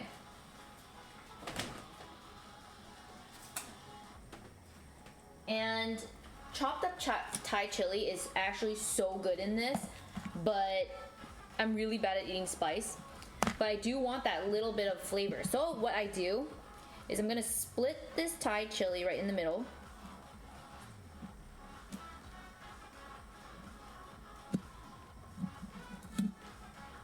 If I can, my hands are a little shaky. This knife is not nearly sharp enough. Whatever. Maybe I'll do 2, because that one's kind of small. I'm gonna split it down the middle like a vanilla bean. See? Little slit. And I'm essentially just gonna muddle it in there. As if this is like an alcoholic drink.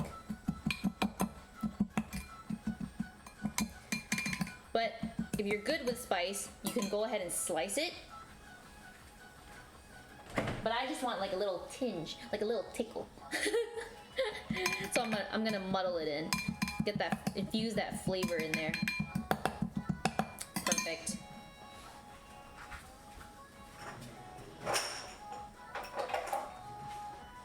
Of course, you want your black pepper. A good amount.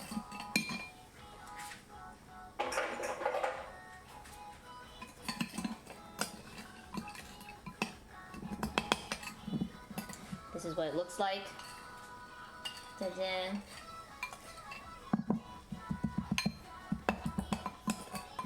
And that should be it. Oh! This part is not very traditional. This is not very Vietnamese at all. But I like to add a little bit of sesame oil. Very little. Too much and then it'll be not the same. Because I just think it's yummy. It's like a little nuttier flavor profile. Just a little bit though, because it's a very strong taste. Smells perfect. All right. Are we almost done? Oh, we need onions. Yes.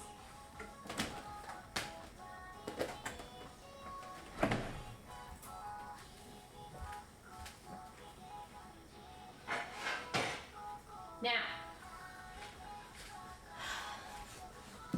if you are on a date or you're trying to cook for your loved one and you know you care about the stanky breaths and stuff, I would not make this dish, because the secret, what makes it yummy, what makes it a salad, is actually shredded onion. Yeah, isn't that weird? It's onion. It's not romaine lettuce. Well, it's technically onion and the rau rum. It's an onion salad. I love onions. I love onions too. This salad would honestly be Leslie's nightmare.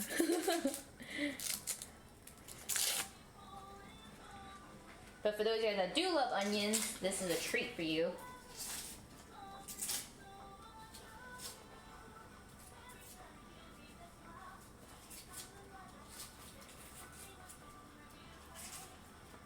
Okay. Now, what really makes this, if you have a mandolin slicer, that would be much easier. But if you don't, that's okay. But essentially what we're going to do is we're going to have it really, really, really, really thin. Like paper thin. This is essential for the salad to come together. You want to see the knife on the other end of the onion. You want it paper thin.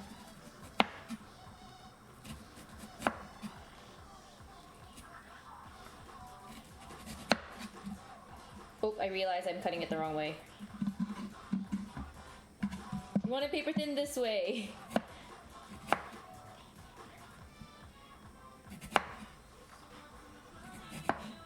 Where you cut the onion will actually determine how it tastes.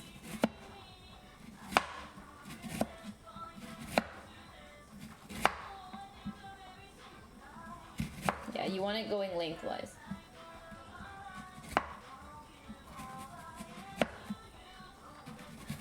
You want to follow the lines of the onion.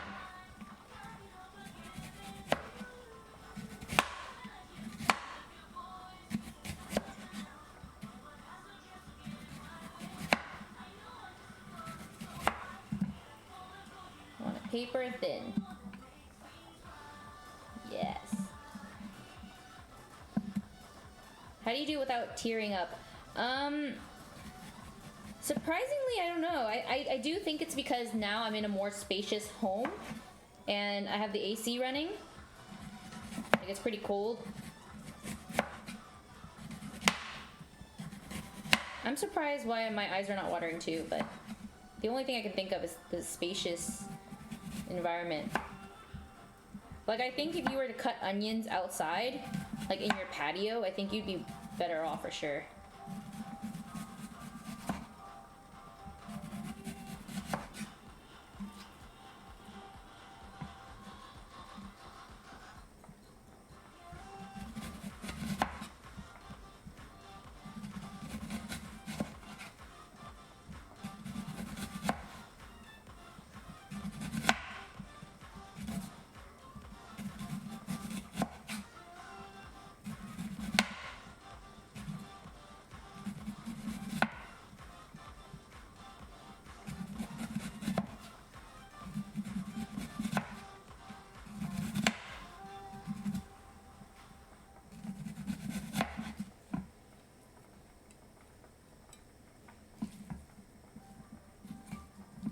Yep, I think we're gonna use entire half onion.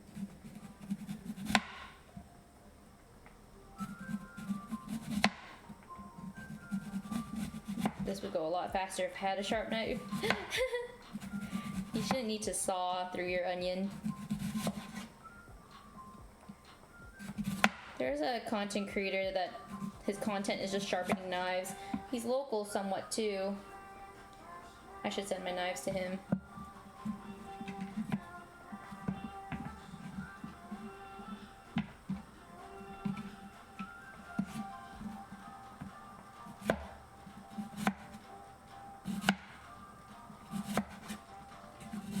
Uh-oh, my eyes are starting to sting now. Bruh.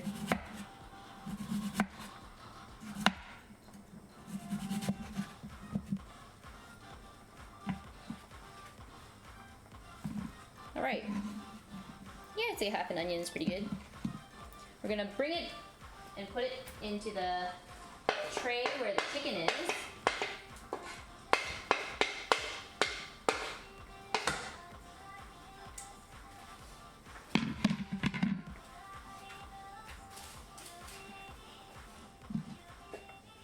We have our paper thin sliced onions, and we have our chicken. And now the raw rum. I'm just going to pluck them in here. This was my job when I was a toddler. Before I could form sentences, okay guys? My parents was already having us pick the leaves. My sister and I. This is true.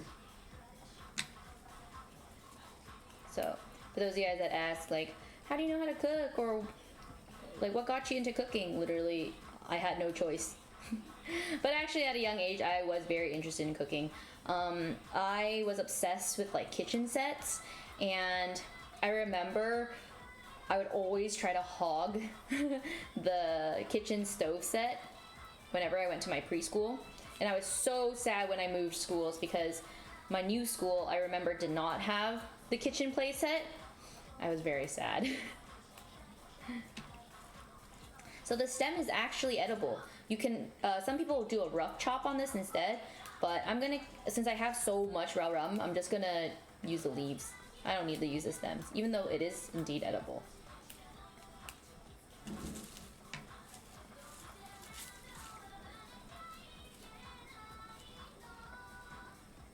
It smells so nice. Yes, this is a lot of work, this is true. I mean, that's cooking for you, but I enjoy this, so.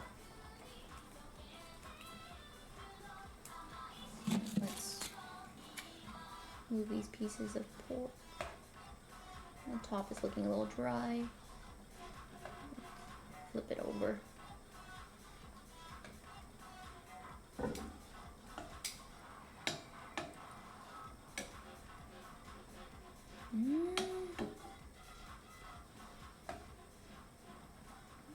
Oh my god, it's starting to break apart, which is a good thing. It means it's almost done.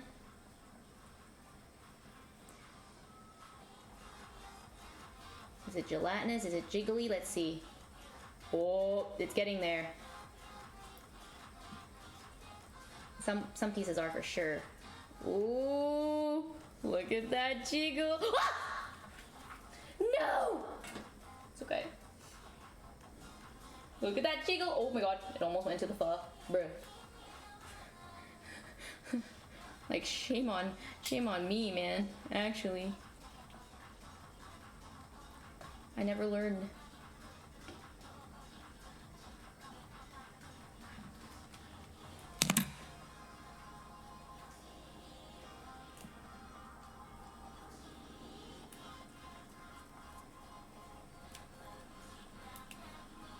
It's fine, guys.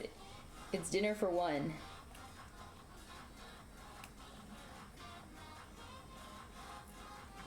Oh shoot, I totally forgot to fluff up the rice. It's fine.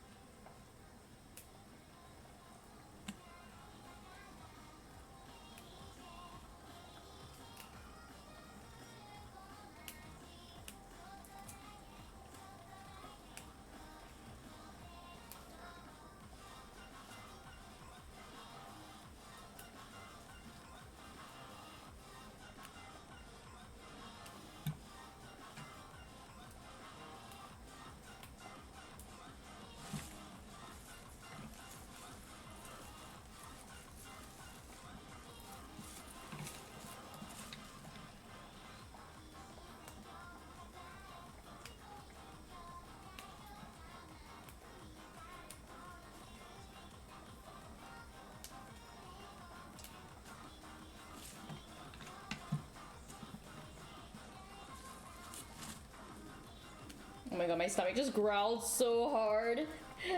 I want to eat it so bad.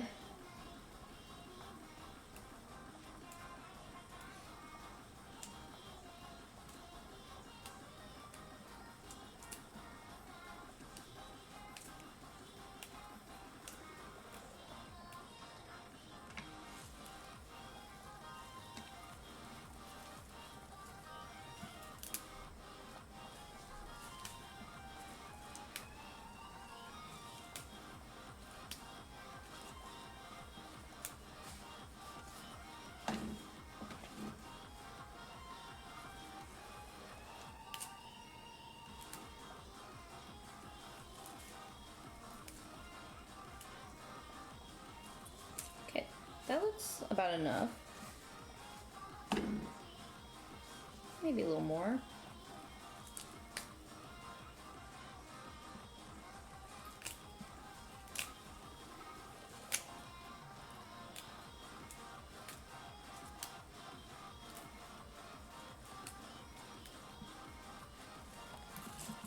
Alright, that looks good.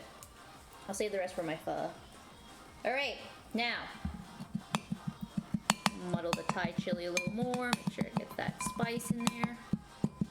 Alright, now the best part, pouring the sauce over top.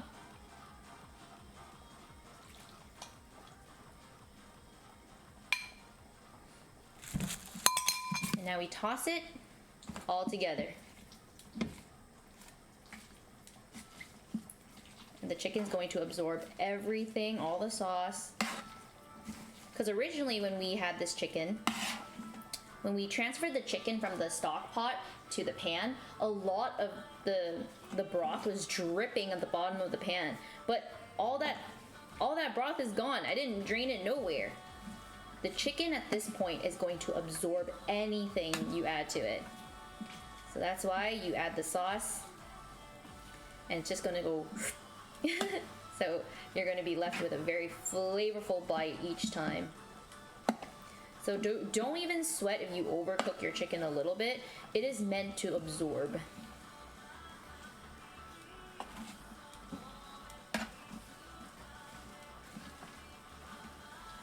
Wow, this smells so good. Oh my god, I'm drooling. It smells so fresh. Some people like to add shredded cabbage to this too. You can. However, my gripe with shredded cabbage is you kind of have to eat it right away because it's going to sweat out a lot of moisture. And you don't want a soggy chicken salad. But if you eat it right away, I can see it working.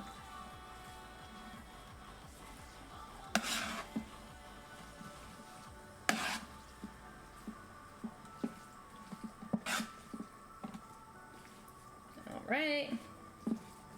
Beautiful. Oh, it smells so good. There we have it, our chicken salad. Whoa. Alright, I'm digging in.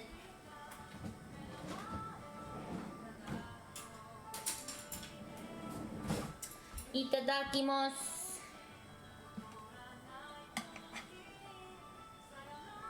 Or in Vietnamese, you would say "mời," which means to welcome everyone to eat. Ooh. First bite to chat. Ah, ah.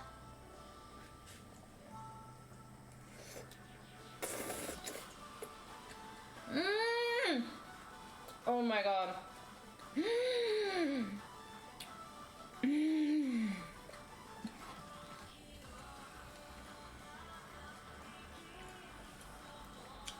That is delectable.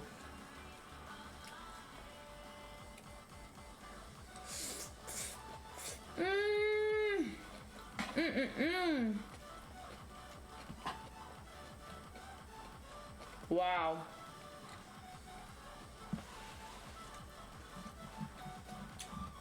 So well balanced, so delicious.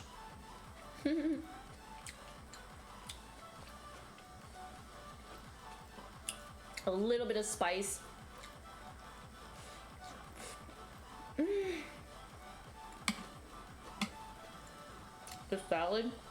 It's so good. Dare I say it is my favorite. My favorite Vietnamese salad. GOI.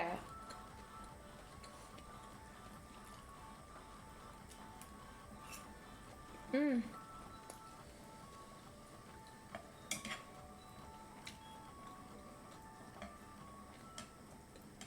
Oh my god, this is done. This feels really soft. Try my best not to be careful not to break it.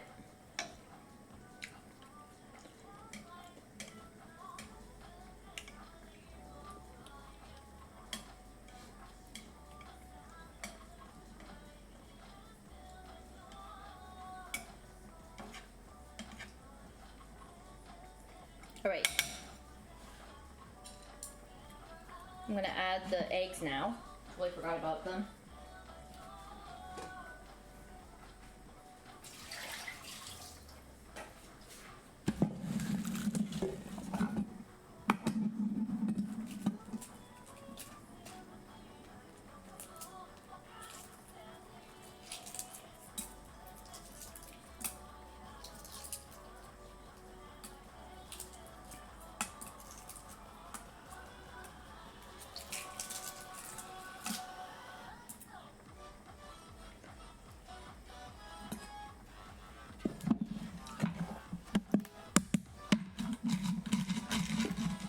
Oh shoot, I pressed too hard. I broke the egg in half.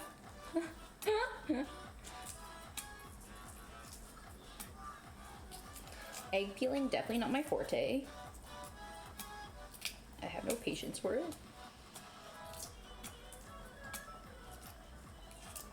But the peel does come off really easily thanks to the salt water.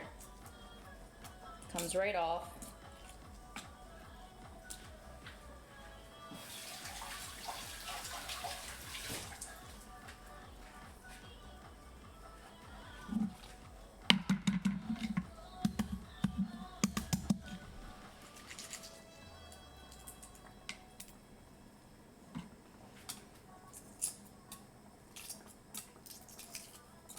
Comes right off.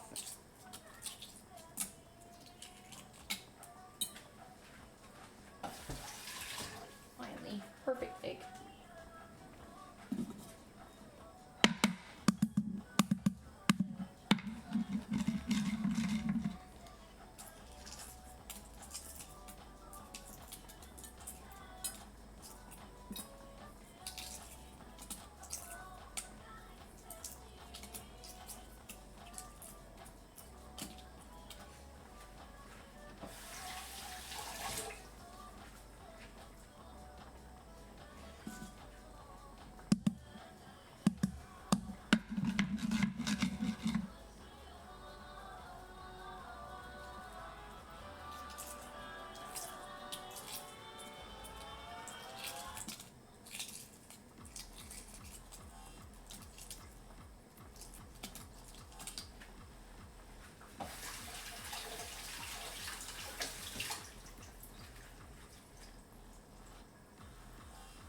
Okay. So we're gonna submerge the eggs to the bottom of the sauce so it gets that color. And then part way through we can flip the egg over, make sure all the sides are covered in the sauce. Oh yeah, the pork feels done. Nice and gelatinous and oh, soft. We love that, we need that.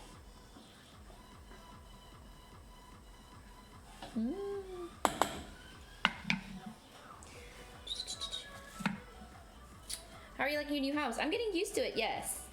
I like it. It is very nice here. Oh, let's check out the pho. Oh, yes. This is going to be so yummy. Oh, yeah, the bones are just breaking easily. Very good. The cinnamon stick has giga-sized.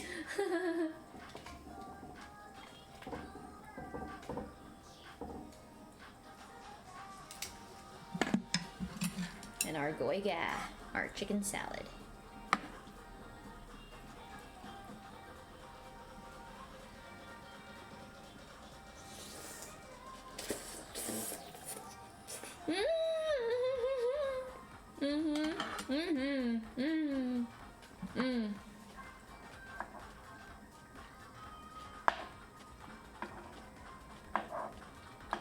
See, we turn the egg over. Look at that beautiful color.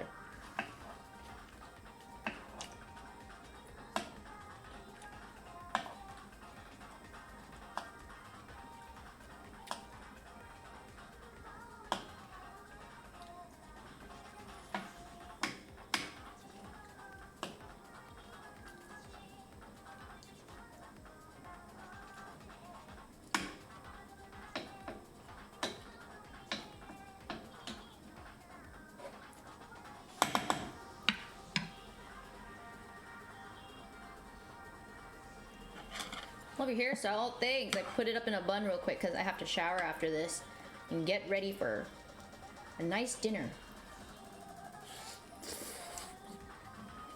An industry dinner.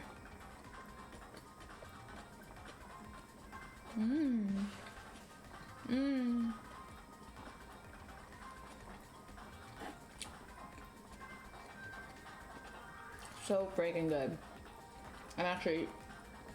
I can probably eat this every day. Please try making this at home, guys. So delicious.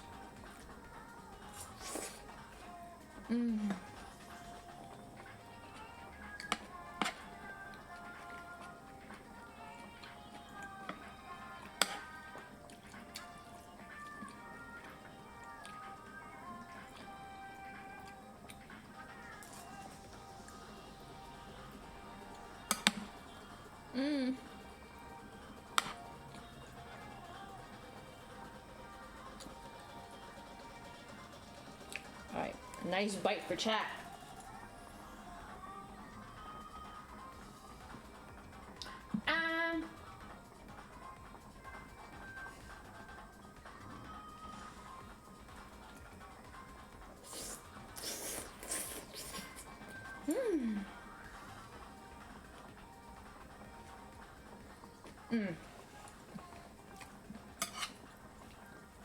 We love that.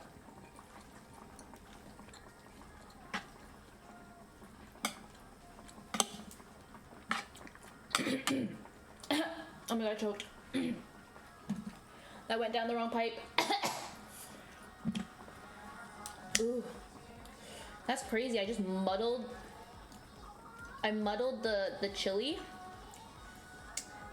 And I can feel the heat still. Thai chilies are no joke.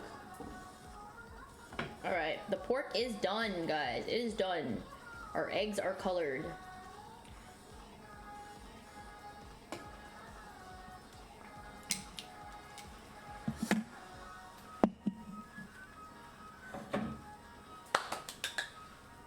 All right, let's get a bite, shall we?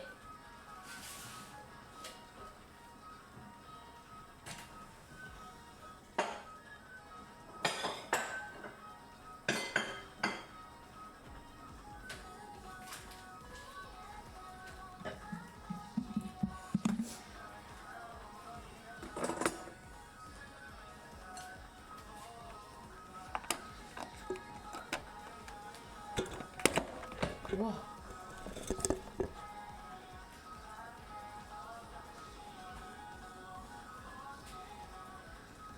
Where's my rice spoon thingy? Oh, here.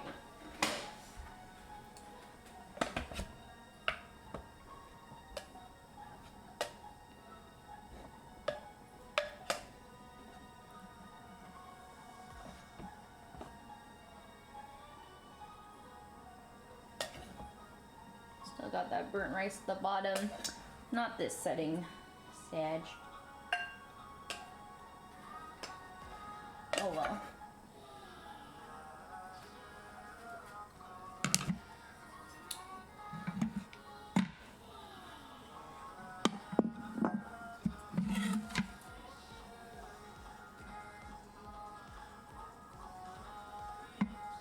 Cut cut this egg in half.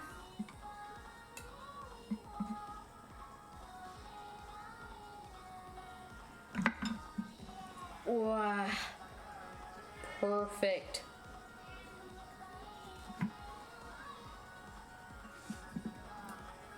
Oh my god, it's so perfect.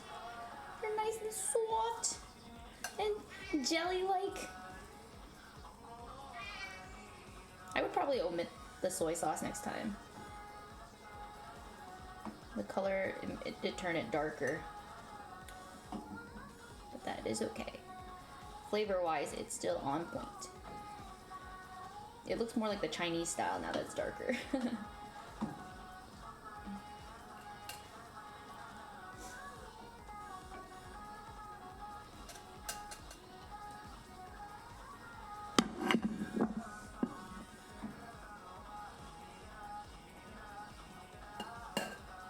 This smells pretty. Oh, this smells so good. Bruh.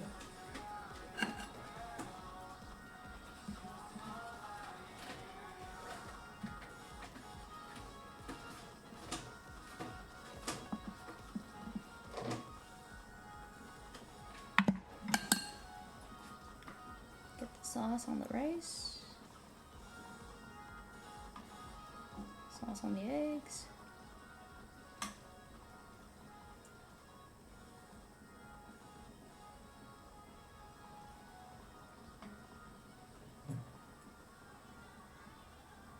We're done.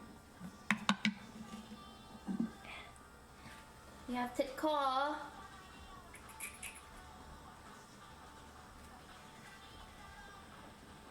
Look how pretty.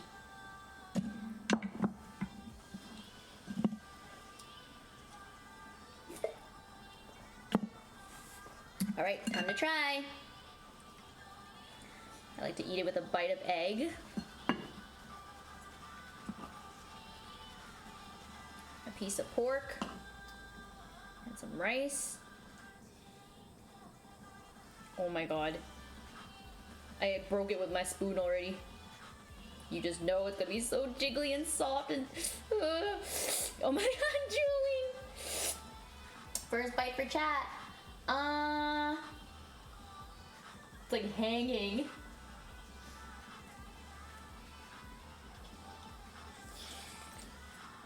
Mmm. Mmm. Oh.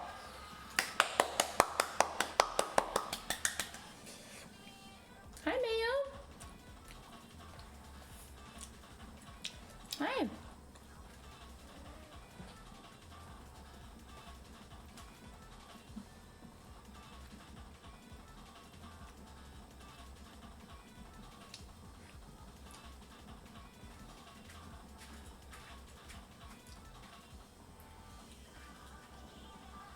Here, I'll move the rice cooker so you can come here. Ugh.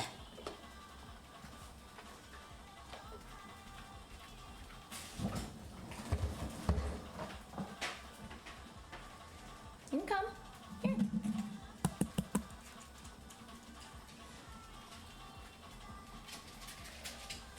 This is so freaking good.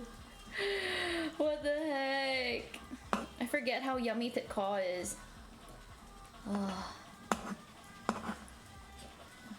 Like, guys, look how soft. It's like Jello. Mmm. Mmm. Mmm.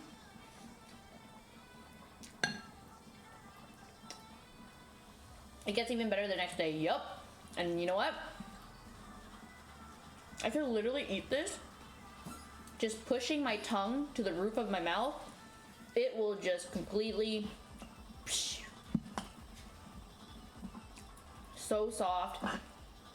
No knife, no nothing needed. Delicious. You guys want another bite? Get a little bit of everything. Mmm. Mmm. Mmm.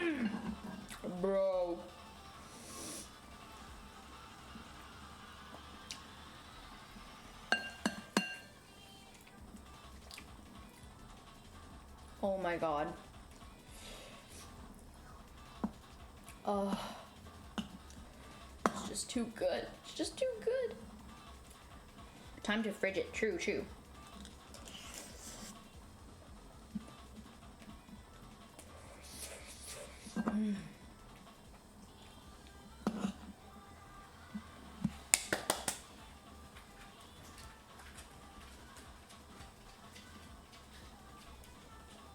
Where are the lids to my containers? I don't even know. I don't know where my containers are. It's alright. I'm gonna save room for some pho. I'm gonna put the pork in this bowl.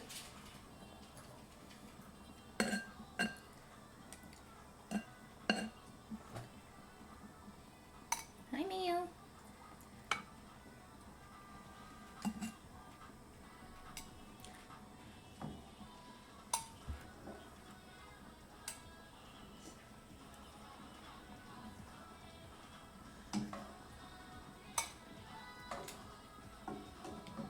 Oh my god, I have to save room for the frigging dinner too.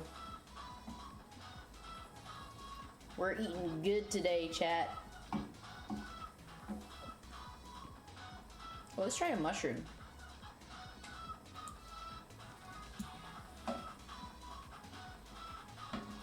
No idea how the mushroom will taste. I've never put mushrooms in this before.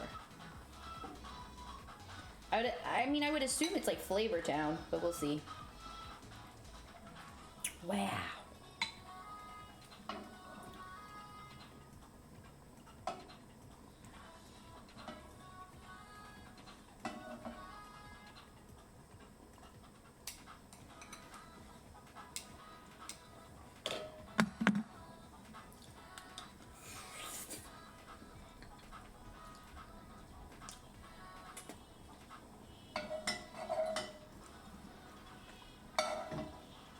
This will be my breakfast tomorrow.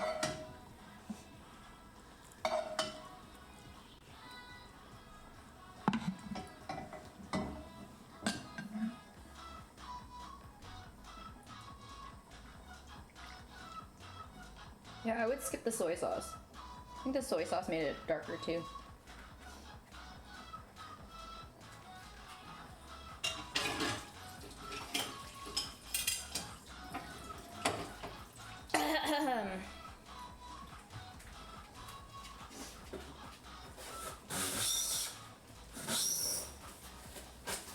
Please be mindful, guys. Please. When you reheat this and you put it in the microwave, do not put it in the microwave with the eggs whole.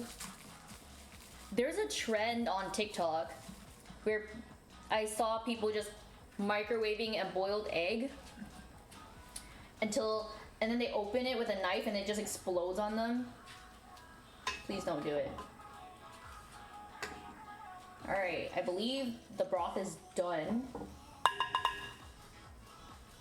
as well. I'm gonna turn off the heat. We're gonna add fish sauce to it now. We're gonna season to taste.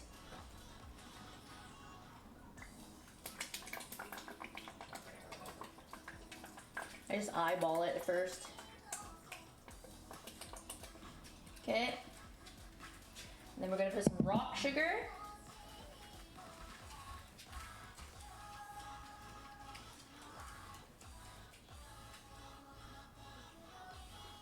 If I can find it.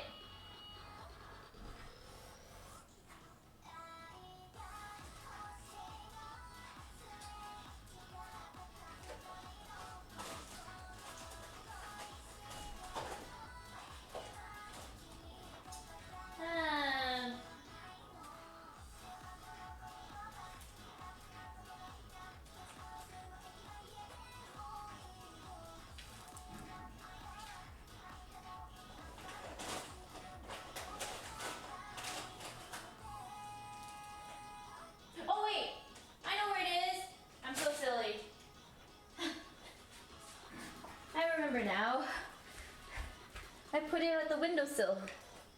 I put put in this aesthetic looking thing, so. One rock.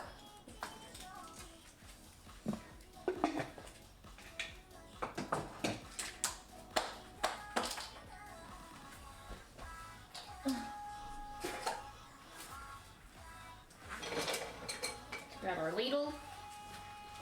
Give that a stir. Make sure it dissolves.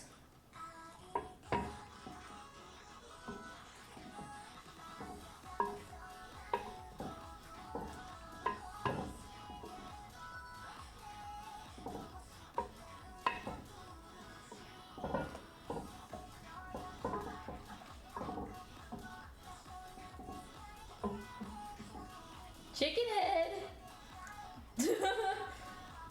That's not scary at all.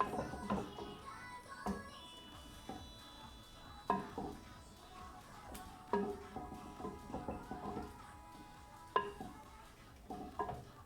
broth looks so good. Let's give her a taste.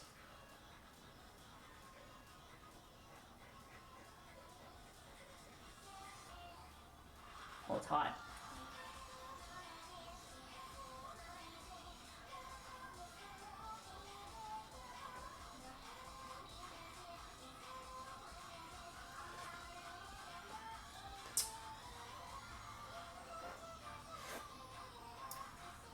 Oh my god. That is crack. I mean, never mind. Not crack. It's delicious. I'm gonna add a little bit of salt. Brighten up that flavor. And a little bit of MSG. And we're good. We are done. Now we need to strain this. But to be honest, I am eating this is just for me, so I don't need to strain it. I can just be lazy and scoop it straight from this pot. Okay, I'm gonna try a mushroom.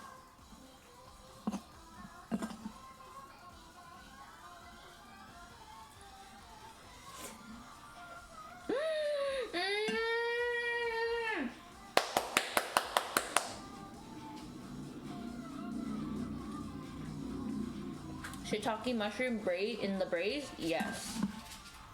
Is it traditional Vietnamese? No, but it's delicious. It's literally a flavor sponge. Why wouldn't you do it? Mmm. Mmm.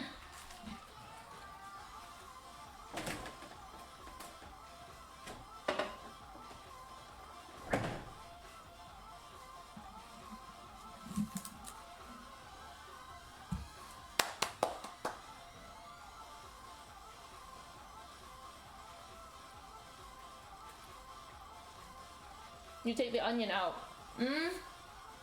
The original pieces of onion, yes. There's smaller pieces of onions that I added later. I didn't take that out yet.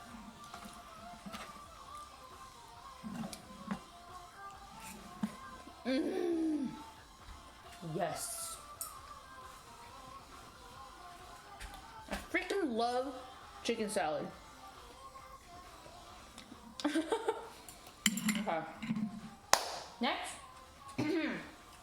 And there's one more. We're gonna make the noodles for this.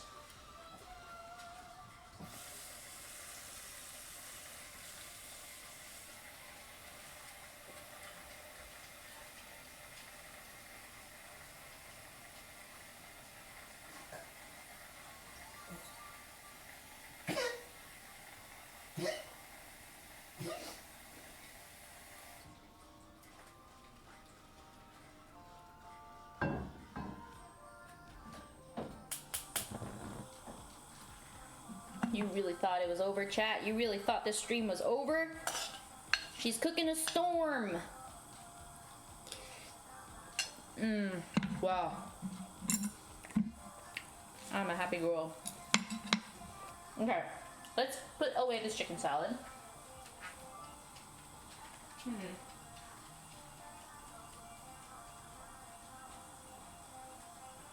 Okay, it's so weird. I see the bottoms of my Tupperware, but I don't know where my lids are. My lids are nowhere to be found.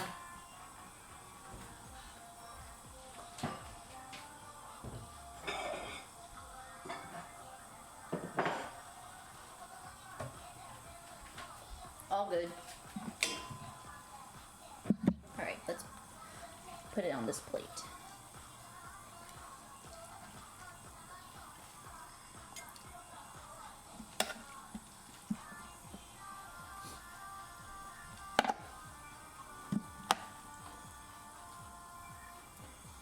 See, guys, don't judge a book by its cover.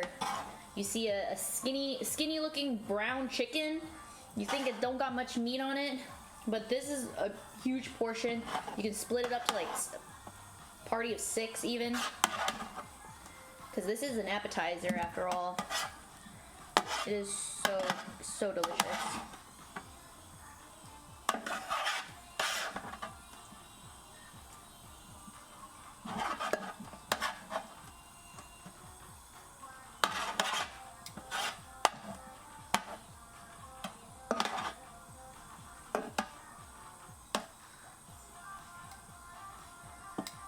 Actually, I'll leave a couple long pieces here for the pho.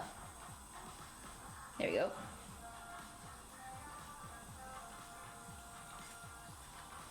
Cha-cha, cha-cha-cha-cha. Wow! GOI. Chicken salad, Vietnamese style.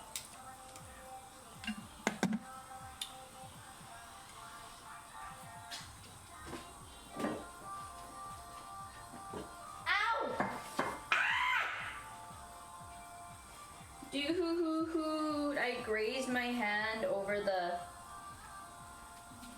plastic wrap. Sharp teeth. Not a fan. Let's put this thing back on it.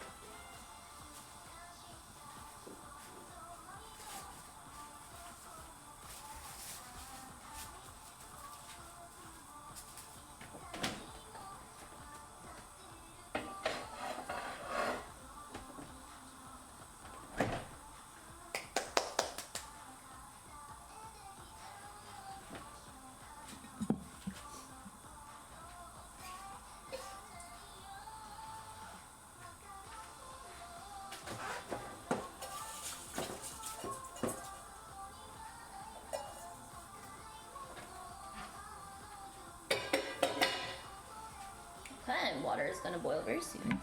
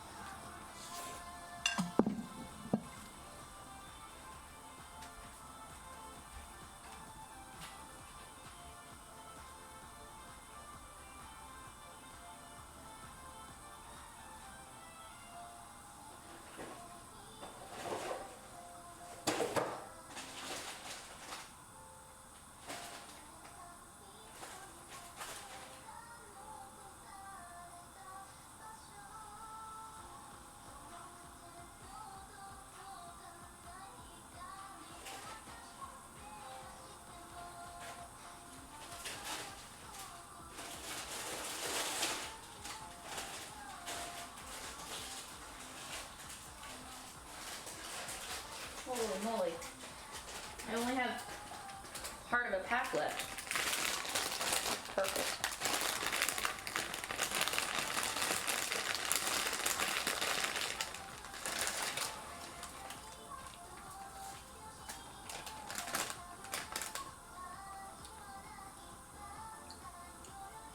Seven minutes.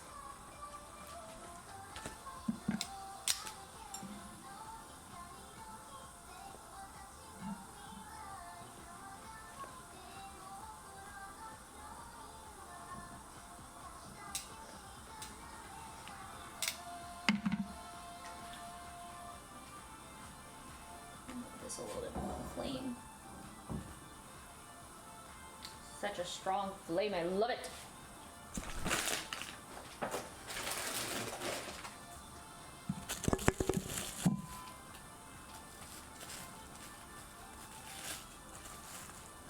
Reuse the plastic. Honor.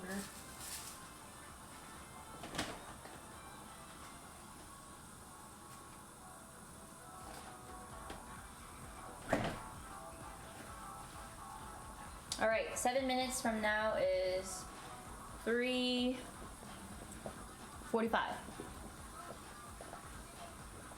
New kitchen setup looks great. Thank you so much.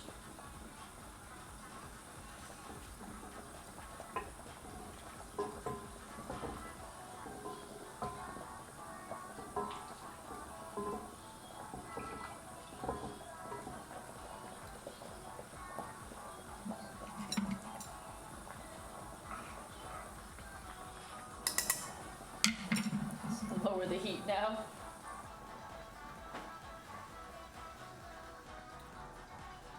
Were you on a Netflix show? No, I was just a part of a Netflix event. Yeah.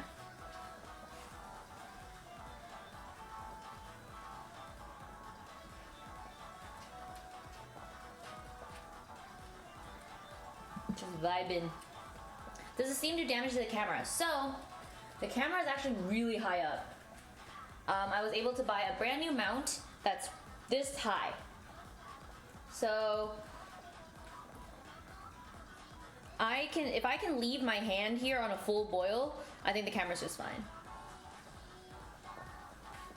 It's also angled like to be back here too. Yeah, I don't feel anything from here. So I know the camera's fine.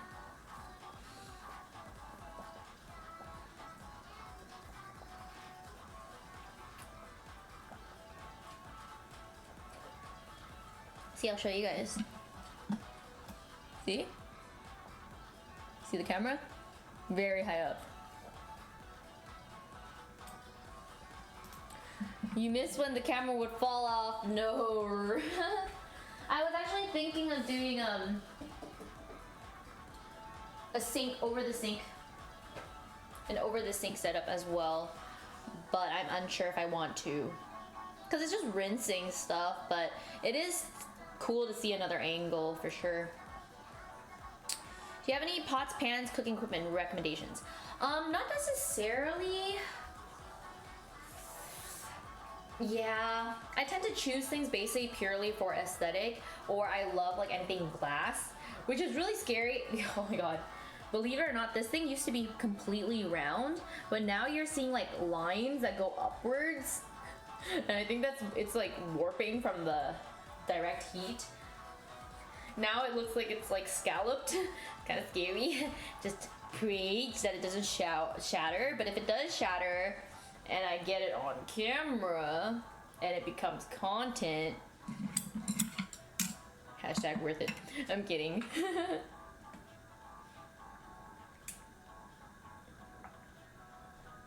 Couple more minutes.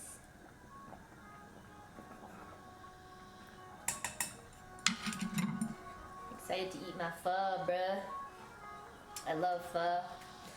Noodles and soup, fun fact, is my favorite food.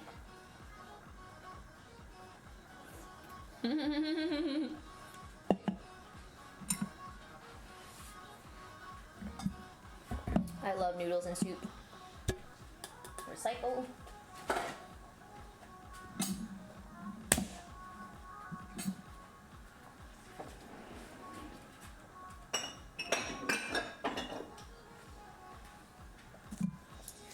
Clean as we go. Who is she? Who is she?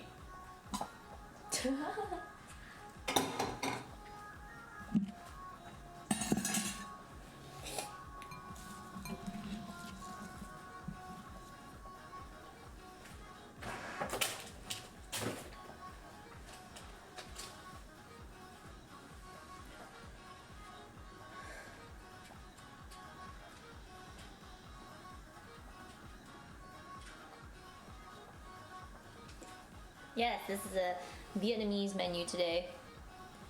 We have chicken pho, we have chicken salad, And we have braised pork that I finished already and put in the fridge for tomorrow to eat for breakfast.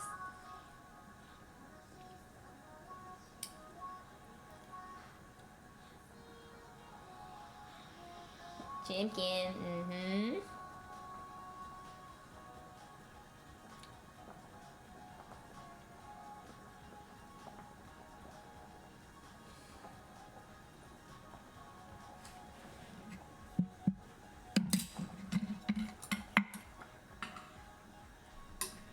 Needs two more minutes.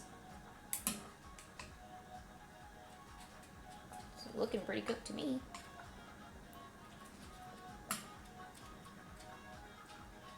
Yeah, I'm just gonna, I think it's done. Because this heat be real strong.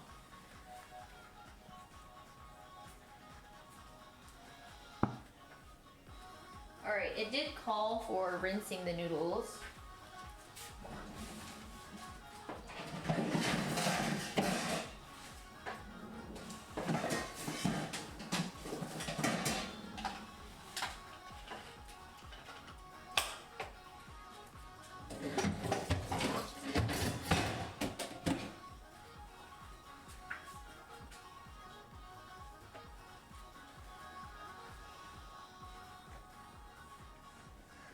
Oh, thank you, Scarlett.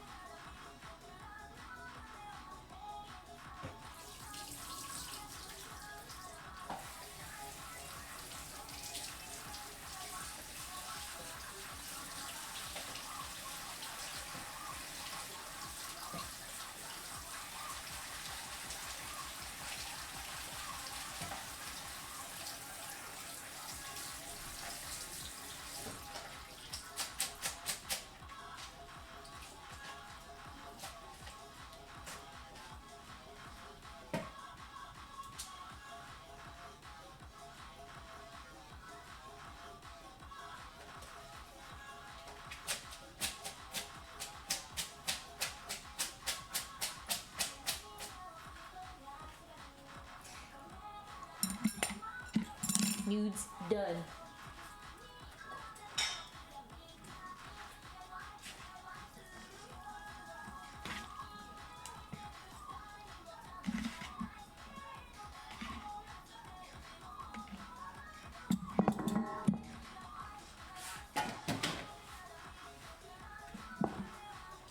We got our noodles.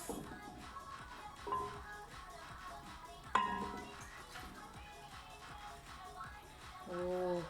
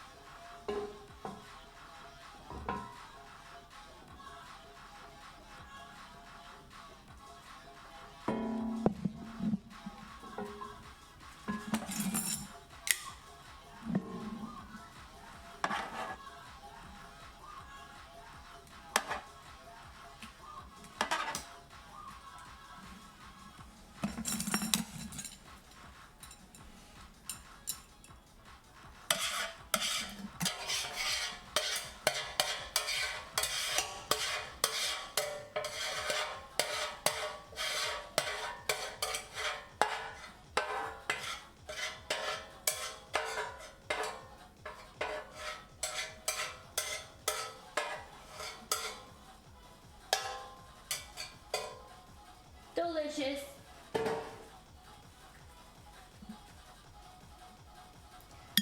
Wow. We did it, chat. Multiple dishes. What's my stream time? 2 hours and 45 minutes. Sheesh. Pretty good, I'd say.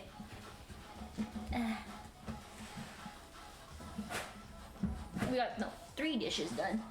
Chicken salad, chicken pho, and braised pork. Absolutely delicious. Let's turn this over. Actually.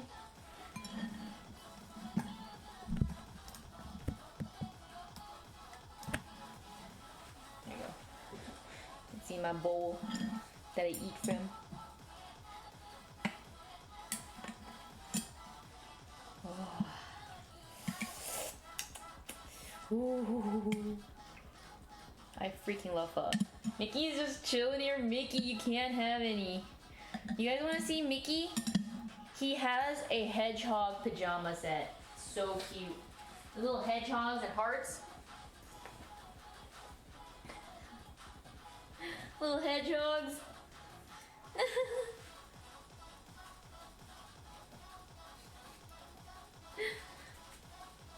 Dapper boy, yes, that's true.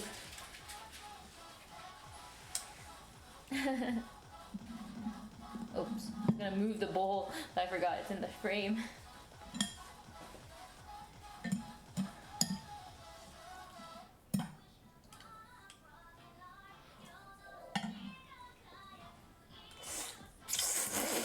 Mmm. Mmm.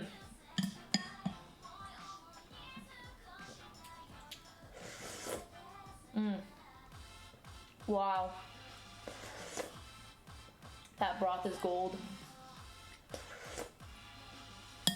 I'm gonna make it a little hotter. I forgot the heat was off. It's kind of like, it's just warm now. Noodles were cold too.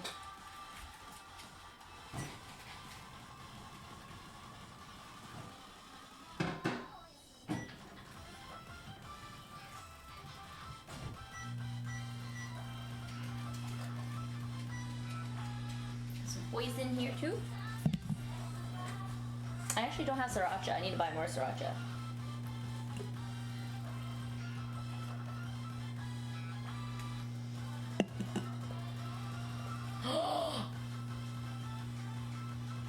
I'm sorry. Noodles and soup is my favorite food. That's why I forgot to feed chat.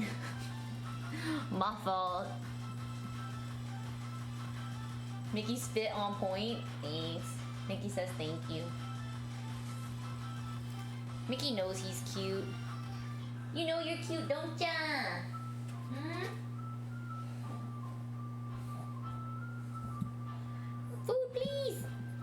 I want food. I want food.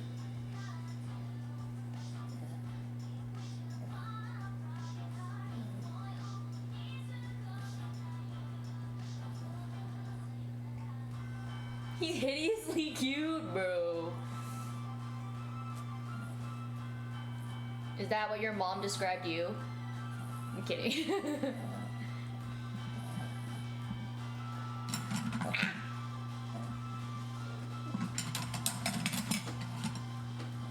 What do you mean D colon? You started it. Come on, man. What do you mean toxic? He came at me first. Isn't that right, Mickey?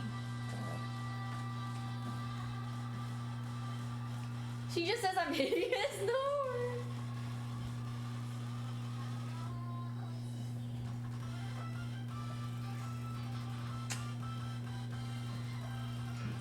He's just so precious.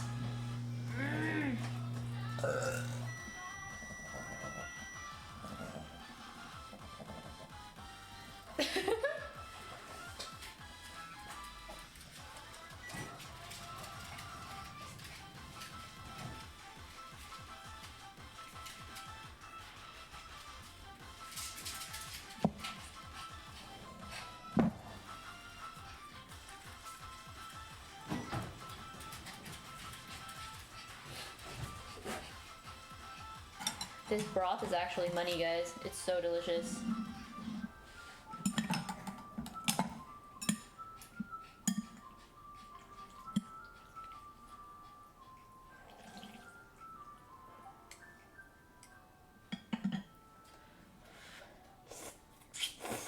Mmm. Mmm. I freaking love noodles. I prefer noodles and soup over rice. It's true.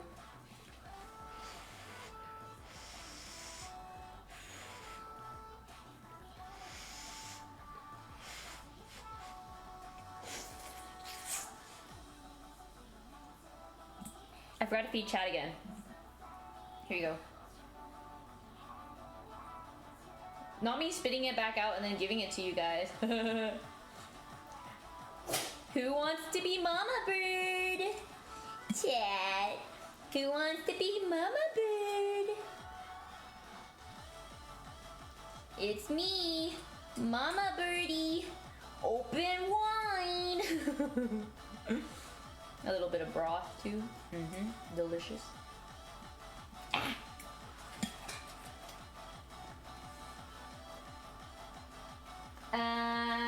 Ew, you guys are weird. You guys are so weird. Anyone that's opening their mouth right now, that's gross. I literally just spat this out. You're weird.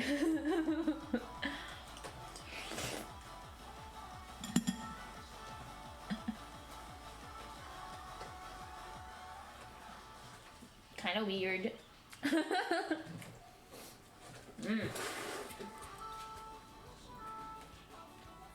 I don't even need hoisin, I feel. The broth is so delicious. This is what I learned. Less is more for sure. Especially when you only are working with one bird. You only have so much bones. Back in the day, I used to think whichever pot I used, I would fill the broth all the way to the top. Not the strat.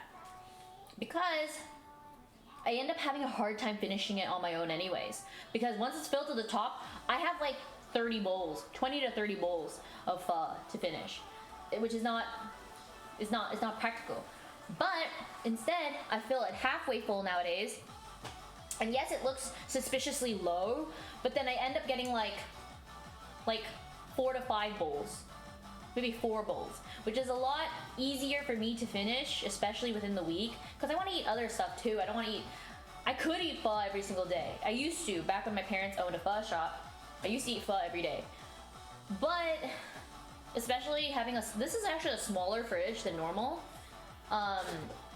It's not good for me just to have a bunch of broth, and broth goes bad easily if you're not careful with storing it. Okay, Mayo. Cause the earthquake, Mayo.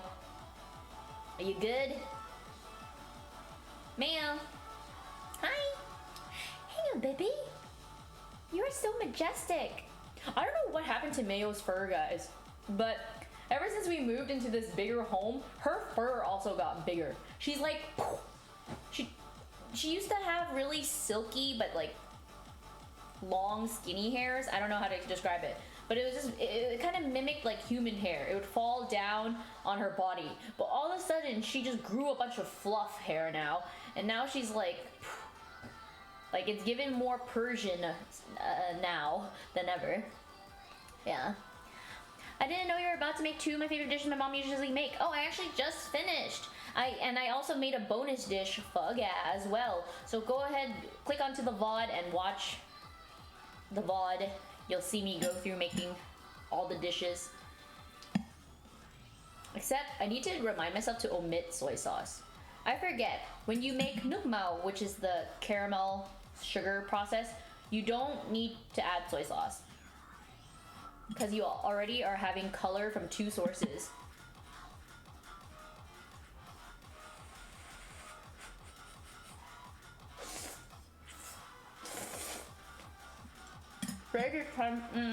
So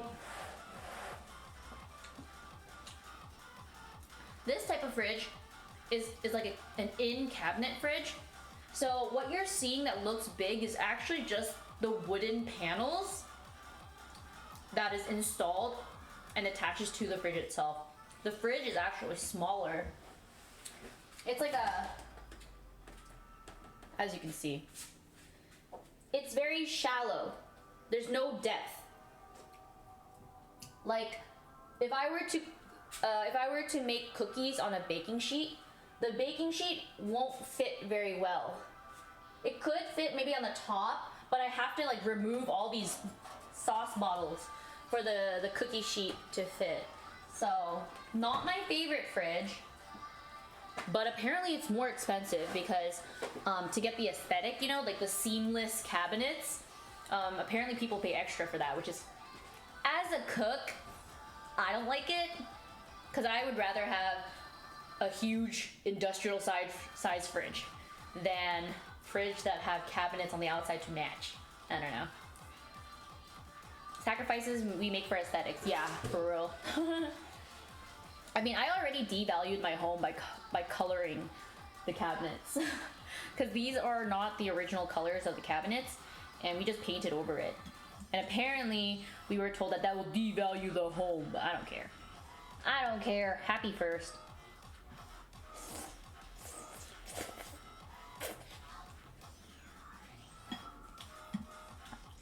When the time does come to sell, hopefully, I'll sell to someone that also has similar taste to me and would like a kitchen like this.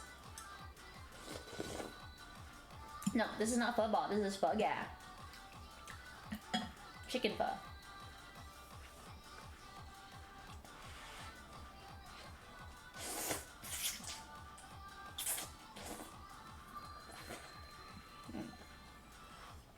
It's your house, do what you want with it. Well, it's my investment house.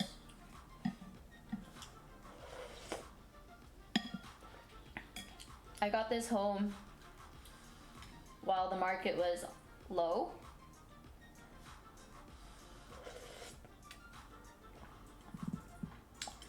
I haven't been looking at houses too frequently lately, but from what I could imagine, I think it's still going down, so.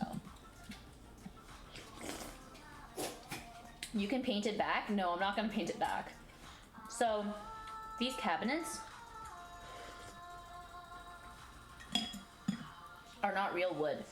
It's laminate, meaning there's like a plastic coating that keeps that one piece, that one thing, but inside is like as dry as plywood or like drywall.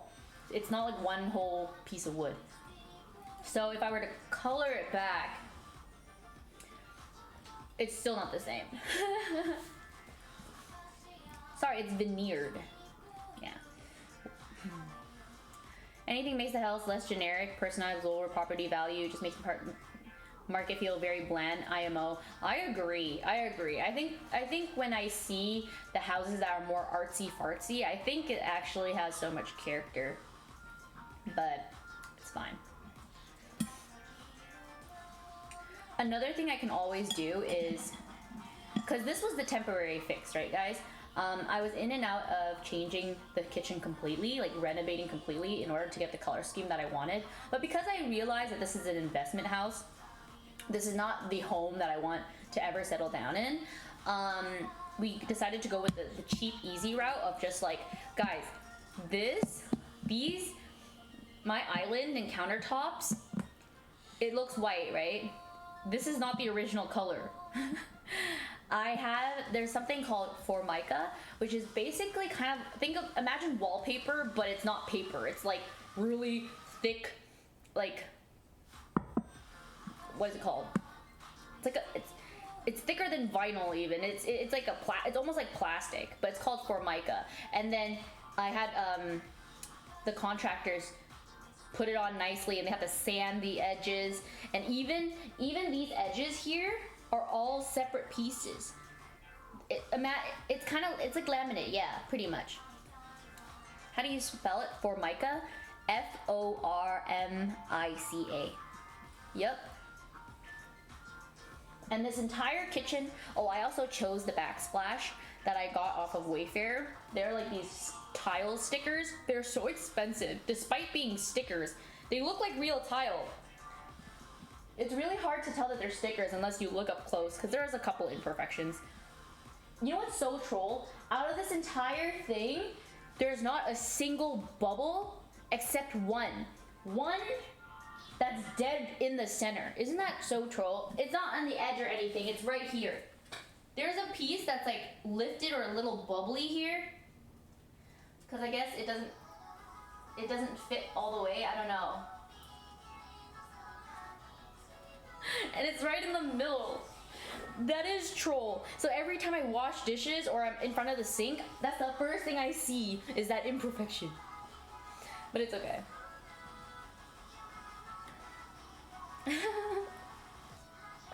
But it's fine. This entire kitchen, the countertops, everything, and the repainting. Oh, I found the knobs myself. It's giving Van Cleef. I found these on Amazon. They're so cute and they're perfect. But the entire kitchen cost me 2.3K. Oh wait, that doesn't even include the repositioning of my laundry machines. My laundry machines were originally in the garage, but I did not want to go down all the flights of stairs. So we had our my laundry machines changed to a higher floor, and all of that was included in the 2.3K. So 2.3K, I got brand new coloring, brand new wrapped island, and the moving of my laundry machines. Pretty good deal. And you know what's crazy? These are people that my dad found in Orange County, and they're just like older Vietnamese gentlemen. But the thing is, like, when I got quoted for the contractors that were near this area, oh my goodness, so stupid bougie. One of them wanted to go this route, like the cheap, like just painting wrap over, and he quoted I think 6K. And then this other guy, he was like, no, you should never devalue your home, even if it's temporary. Like, you are missing out whatever, you need custom stuff. And he wanted to quote me 16K. 16 to 18K. Yeah, crazy. Definitely was not gonna go with him. And then this other guy was even worse than that. He wanted to do custom cabinets, and he wanted to do like custom cabinets because he noticed I was streaming, and he's like, oh, we can make it really cool and rig it, and the fact that you guys have cats, he talked about a custom shelf, and he was like, all of this 32K. 32. And then this was the guy that bragged about having celebrity clients. He said the reason why he's like, I know I'm not like cheap, and it's because like he was saying how he works with like high clientele, celebrity clients, blah blah blah blah blah. And my dad, when he heard that quote, he's like, is he buying you new appliances too? Is he like renovating the walls, expanding your kitchen? Like, what is he doing? Yeah. So when my dad heard all those prices, we were really close to going with the 6K one, but then my dad was like, let me look around and talk to my friends in the contracting space, and yeah, he found people, and 2.3K. Big pogger. But yeah, I do understand I risk devaluing my home, which is obviously a lot more than just 2K, but I'm happy, you know, and this is for my stream at the end of the day, and I think these colors match my stream really well. Ish fine.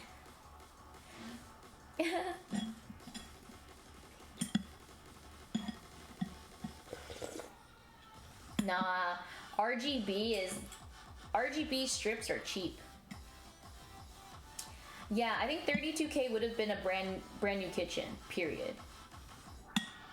Well, I've seen some kitchens can go upwards to 100K, but 100K is usually like including the appliances, and like you have to change everything, and you have to like bring in the stone and stuff. and break the stone that's currently there, stuff like that. It could get pretty pricey.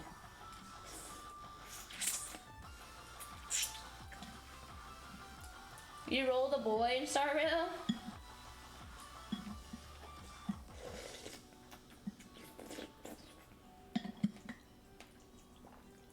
I don't know why, like, I don't really...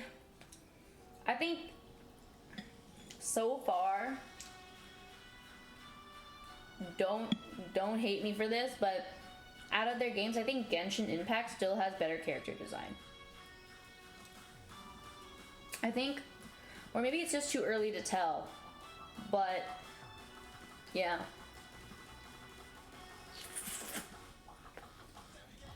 Yeah, someone mentioned that too. Renovating before I sell it. But to be honest, at that point, I'd rather leave the renovations up to the new seller.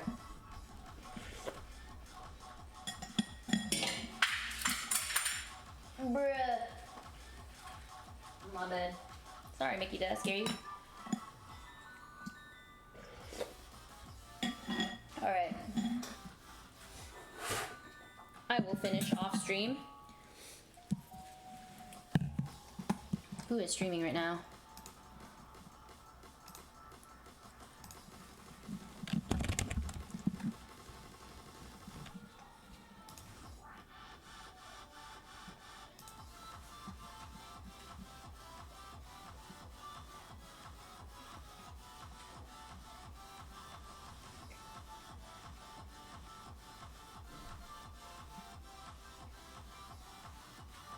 Ooh.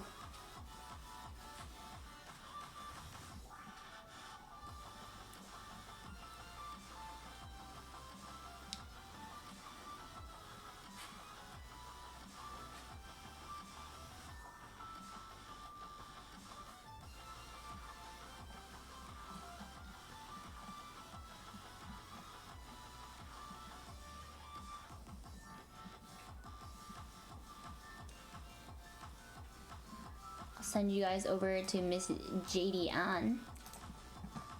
I love her. She's so sweet. And she's actually part Vietnamese herself.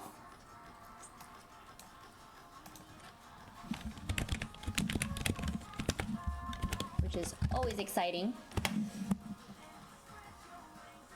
All right. Yeah, I am done. I wasn't planning on streaming today because I wasn't feeling good, but I have a feeling in a couple minutes, yeah, my stomach is already bubbling. I don't have pain yet, but I have a feeling, I have an all-ball feeling I'm gonna need to use the toilet. All right, thank you so much for watching. I'm going to leave before I need to do that. So, thank you, yeah, bubble guts, actually. Do not eat expired shrimp, guys, it's not worth it. Have fun, Aria. Thank you, I'm gonna do my best to have fun, and yeah, hopefully maybe I'll film for a TikTok, we'll see, but watch out for that. I'm going to do the voiceover tonight, and then you guys will see a TikTok, my re-debut on TikTok. It's gonna be Pokey's birthday. Sheesh. All right, bye guys, thanks for watching. I love you. Go say hi to Miss Jadian for me. We love her. Bye. I'll be sure to like it. You're so sweet. Bye.